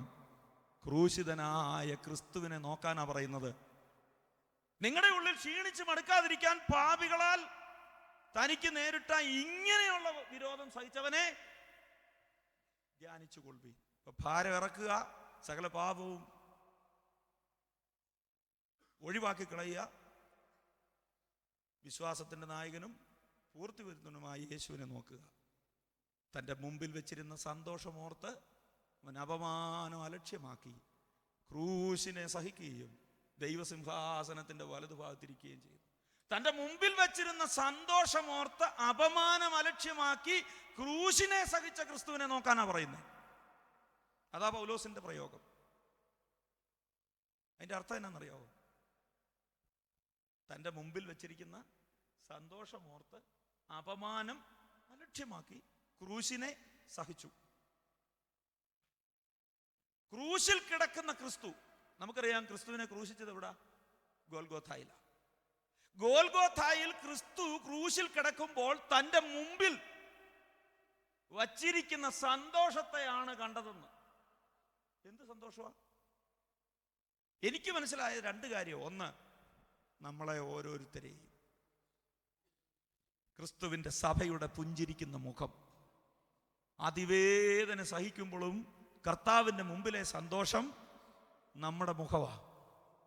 പൂർണ്ണ ഗർഭിണിയായ ഒരമ്മ ഒരു കുഞ്ഞിന് ജന്മം കൊടുക്കുമ്പോൾ ആ അമ്മ കരയുന്നുണ്ട്, അനുഭവിക്കുന്നുണ്ടെങ്കിലും തൻ്റെ ഓമനക്കുഞ്ഞിൻ്റെ മുഖം കാണുമ്പോൾ അമ്മയുടെ നോവെല്ലാം അസ്ഥാനത്താകും. കാൽവരി ക്രൂശിൽ നമുക്ക് വേണ്ടി പിടയുമ്പോഴും കർത്താവ് അപമാനത്തെ അലക്ഷ്യമാക്കിയത് ഇന്ന് നാം അനുഭവിക്കുന്ന സന്തോഷം കണ്ടിട്ടാണെന്ന് ദൈവസഭ മറക്കരുത്. നമ്മൾ ഓരോരുത്തരുമായിരുന്നു ആ ഹൃദയത്തിൽ. രണ്ട്, ആ മലയിൽ നിന്ന് മുമ്പിൽ നോക്കിയാൽ കാണുന്ന ഒരു കാഴ്ചയുണ്ട്. ഞാൻ പലസ്തീൻ നാട്ടിൽ പോയിട്ടില്ല, എൻ്റെ പഠനത്തിൽ മനസ്സിലായതാ. 3 പർവ്വതങ്ങൾ, 3 കുന്നുകൾ. ഒന്ന് യെരുശലേം, 2 ഒലിവുമല, നടുവിലാണ് ഗോൽഗോഥ. ഗോൽഗോഥായിൽ നിന്നാൽ കാണുന്ന 2 മലകളാണ് പർവ്വത ആലയക്കുന്നും ഒലിവുമലയും. ശപിക്കപ്പെട്ട വസ്തുവായിരുന്നു ക്രൂശ്. അതുകൊണ്ട് യെരുശലേം ദേവാലയത്തിന് അഭിമുഖമായി ഒരാളെ ക്രൂശിക്കുകയല്ലെന്നാ ചരിത്രം. ഇവൻ ക്രൂശി കിടന്നുകൊണ്ട് ആലയത്തെ നോക്കരുത്. അപ്പോൾ ഓപ്പോസിറ്റ് സൈഡിലേക്കായിരിക്കും ക്രൂശിക്കുന്നത്. അവിടെ നിന്നാൽ ക്രൂശിൽ കിടക്കുന്നയാൾക്ക് നേരെ മുമ്പിൽ കാണുന്നത് ഒലിവുമലയുടെ കാഴ്ചയാണ്. ക്രൂശിതനായ ക്രിസ്തുവിന് അപമാനം അലക്ഷ്യമാക്കാനും ക്രൂശിനെ സഹിക്കാനും ബലം നൽകിയത് തൻ്റെ മുമ്പിൽ ഉയർന്നു നിൽക്കുന്ന ഒലിവുമലയുടെ കാഴ്ചയാണ്. എന്താ കാര്യം? കർത്താവിനറിയാം ഈ അപമാനങ്ങൾ തീരും, ഈ വേദനകൾ അവസാനിക്കും, ക്രൂശ് മാറിപ്പോകും, ഞാൻ പുനരുത്ഥാന ശരീരം തിരികെ പ്രാപിക്കും. ഒന്നിനും തടയാൻ കഴിയാത്ത മഹത്വ ശരീരം തിരികെ എടുത്തിട്ട് അങ്ങ് ദൂരെ തലയുയർത്ത് നിൽക്കുന്ന ഒലിവുമലയിൽ നിന്ന് മഹത്വത്തിലേക്ക് എനിക്കൊരു മടക്കയാത്രയുണ്ട്. അതുകൊണ്ട് അപമാനത്തെ അലക്ഷ്യമാക്കി അവൻ വേദനയെ അത് ശ്രദ്ധിച്ചില്ല, താൻ ക്രൂശിനെ സഹിച്ചു. ഇന്ന് രാത്രി ഞാൻ എൻ്റെ വാക്കുകൾ ഇവിടെ അവസാനിപ്പിക്കുമ്പോൾ എന്തെങ്കിലും സങ്കടവും വേദനയോ ക്രൂശോ ഓർത്ത് കരയുന്ന ആരെങ്കിലും ഇവിടെ ഉണ്ടെങ്കിൽ, അപമാനം സഹിക്കുന്നവരുണ്ടെങ്കിൽ, മഹത്വത്തിലേക്ക് നമുക്കൊരു മടക്കയാത്രയുണ്ടെന്നുള്ള തിരിച്ചറിവ് ഈ രാത്രി എല്ലാ വേദനകളും മാറട്ടെ, എല്ലാ ക്രൂശും മാറട്ടെ, എല്ലാ അപമാനങ്ങളും മാറട്ടെ. ക്ഷീണിച്ചു മടുക്കാതെ ഈ ട്രാക്കിലൊന്ന് കുതിച്ചെഴുന്നേൽക്കാൻ എത്ര പേർക്ക് ആഗ്രഹമുണ്ട്? ബാല്യക്കാർ ക്ഷീണിക്കും, യൗവനക്കാർ ഇടറി വീഴും, എങ്കിലും യഹോവയെ കാത്തിരിക്കുന്നവർ ശക്തിയെ പുതുക്കും. അവർ കഴുകന്മാരെ പോലെ ചിറകടിച്ചുയരും. ഈ രാത്രി ഒന്ന് ചാടി എഴുന്നേൽക്കാൻ, ആത്മാവിലൊന്ന് കുതിച്ചെഴുന്നേൽക്കാൻ എത്ര പേർക്ക് ആഗ്രഹമുണ്ട്? സ്വന്തം വീട്ടിൽ നമ്മെ കാത്തിരിക്കുന്ന ചിലരുണ്ടെന്നുള്ള തിരിച്ചറിവ് മടക്കയാത്രയ്ക്ക് തിടുക്കം കൂട്ടുന്നെങ്കിൽ, നിത്യ വീട്ടിൽ നമ്മെ കാത്തിരിക്കുന്ന ചിലരുണ്ടെന്നുള്ള ബോധ്യം ഈ രാത്രി നമുക്ക് ആത്മാർത്ഥതയോടെ പറയാം. ആമേൻ. കർത്താവേ, വേഗം വരേണമേ. അതിനുവേണ്ടി നമുക്ക് ഒരുങ്ങാം. ക്ഷീണവും തളർച്ചയും എല്ലാം മാറ്റിവെക്കാം. മടുത്തു പോകരുത്, വീണവരെ നോക്കരുത്. വീഴാൻ വേണ്ടിയല്ല നമ്മളെ കർത്താവ് വിളിച്ചാക്കിയത്. വിശ്വാസത്തിൻ്റെ നായകനും പൂർത്തി വരുന്നവനുമായ യേശുവിനെ നോക്കിക്കൊണ്ട് നമുക്കെല്ലാം നിത്യതയെ ലക്ഷ്യമാക്കി ഇവിടെ പാടിയതുപോലെ, സ്തോത്രം, എന്നോട്ടവും അധ്വാനവും ഞാൻ കാത്തതാം ഈ വിശുദ്ധിയും അതൊന്നും നഷ്ടമല്ല. അതിനായി ഒരുങ്ങാം. കർത്താവ് നമ്മെ ഈ വചനങ്ങളാൽ അനുഗ്രഹിക്കുമാറാകട്ടെ. Thank you. God bless. നമുക്ക് അതാത് സ്ഥാനം എഴുന്നേറ്റ് നിൽക്കാം. പ്രൈസിൽ കേൾക്കപ്പെട്ട സന്ദേശത്തിന് മുൻപാകെ ഇന്ന് രാത്രിയിൽ ദൈവത്തിൻ്റെ ആത്മാവ് നമ്മളോട് ആവശ്യപ്പെട്ടിരിക്കുന്നു. നമ്മുടെ ക്ഷീണവും ക്ലേശവും എല്ലാം അഴിച്ചു കളയുക. മടുത്തു പോകരുത്, പതറിപ്പോകരുത്, ക്ഷീണിച്ചു പോകരുത്. സാക്ഷികളുടെ വലിയൊരു സമൂഹം നമുക്ക് ചുറ്റുമുള്ളത് നമ്മുടെ മുന്നിൽ വെച്ചിരിക്കുന്ന ലക്ഷ്യത്തിലേക്ക് ഓടിയെടുക്കുവാൻ ദൈവത്തിൻ്റെ ആത്മാവ് ഒരു പ്രാവശ്യം കൂടെ നമ്മളെ ആഹ്വാനം ചെയ്തിരിക്കുമ്പോൾ ഇന്ന് രാത്രി തന്നെ ഞാൻ അതിനു വേണ്ടി ഏൽപ്പിക്കുകയാണ്. Praise the Lord. Hallelujah. കഴിഞ്ഞ നാളുകൾ വന്ന ക്ഷീണങ്ങളും ക്ലേശങ്ങളും എല്ലാം കർത്താവ് ഇനി എന്നെ പിൻപറ്റുവാൻ ഞാൻ സമ്മതിക്കത്തില്ല. ഞാൻ അങ്ങയുടെ കണ്ണുകളിലേക്ക് നോക്കി എൻ്റെ ഓട്ടം ഓടുവാൻ താല്പര്യപ്പെടുകയാണ്. എനിക്ക് മുന്നമേ സ്വർഗീയ തീരത്തേക്ക് പ്രവേശിച്ച, വിശ്രമത്തിലേക്ക് പ്രവേശിച്ച വിശുദ്ധന്മാർ, ഞാൻ അവിടെ ഓടിയെത്തേണ്ടതിന് വേണ്ടി അവരും കാത്തിരിക്കുന്നു. അവർ പ്രതീക്ഷയോടെ കാത്തിരിക്കുന്നു. അവരെനിക്ക് തരുന്ന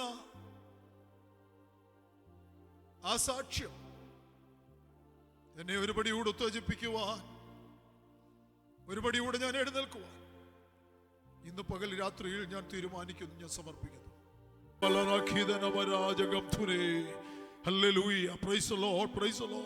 പരിശുദ്ധനായ ഞങ്ങളുടെ സ്വർഗീയ പിതാവേ, ഈ മൂന്നാമത്തെ രാത്രിയിലും കർത്താവിന്റെ സന്നിധിയിൽ വന്ന് പാടി പ്രാർത്ഥിച്ച് ആരാധിച്ച് ബലപ്പെട്ട് അങ്ങയുടെ മാറ്റമില്ലാത്ത തിരുവചനത്തിന്റെ സന്ദേശം ശ്രദ്ധയോട് കേട്ട് ദൈവത്തെ മഹത്വപ്പെടുത്തുവാനും ഞങ്ങളുടെ വിശ്വാസത്തെ ഒരു പടിയൂടെ വർദ്ധിപ്പിക്കുവാനും ഞങ്ങളുടെ പ്രത്യാശ ഒരു പടിയൂടെ ഉണർത്തുവാനും കർത്താവ് സാവകാശം തന്ന വൻകൃപകൾക്കായി നന്ദിയോടെ സ്തോത്രം.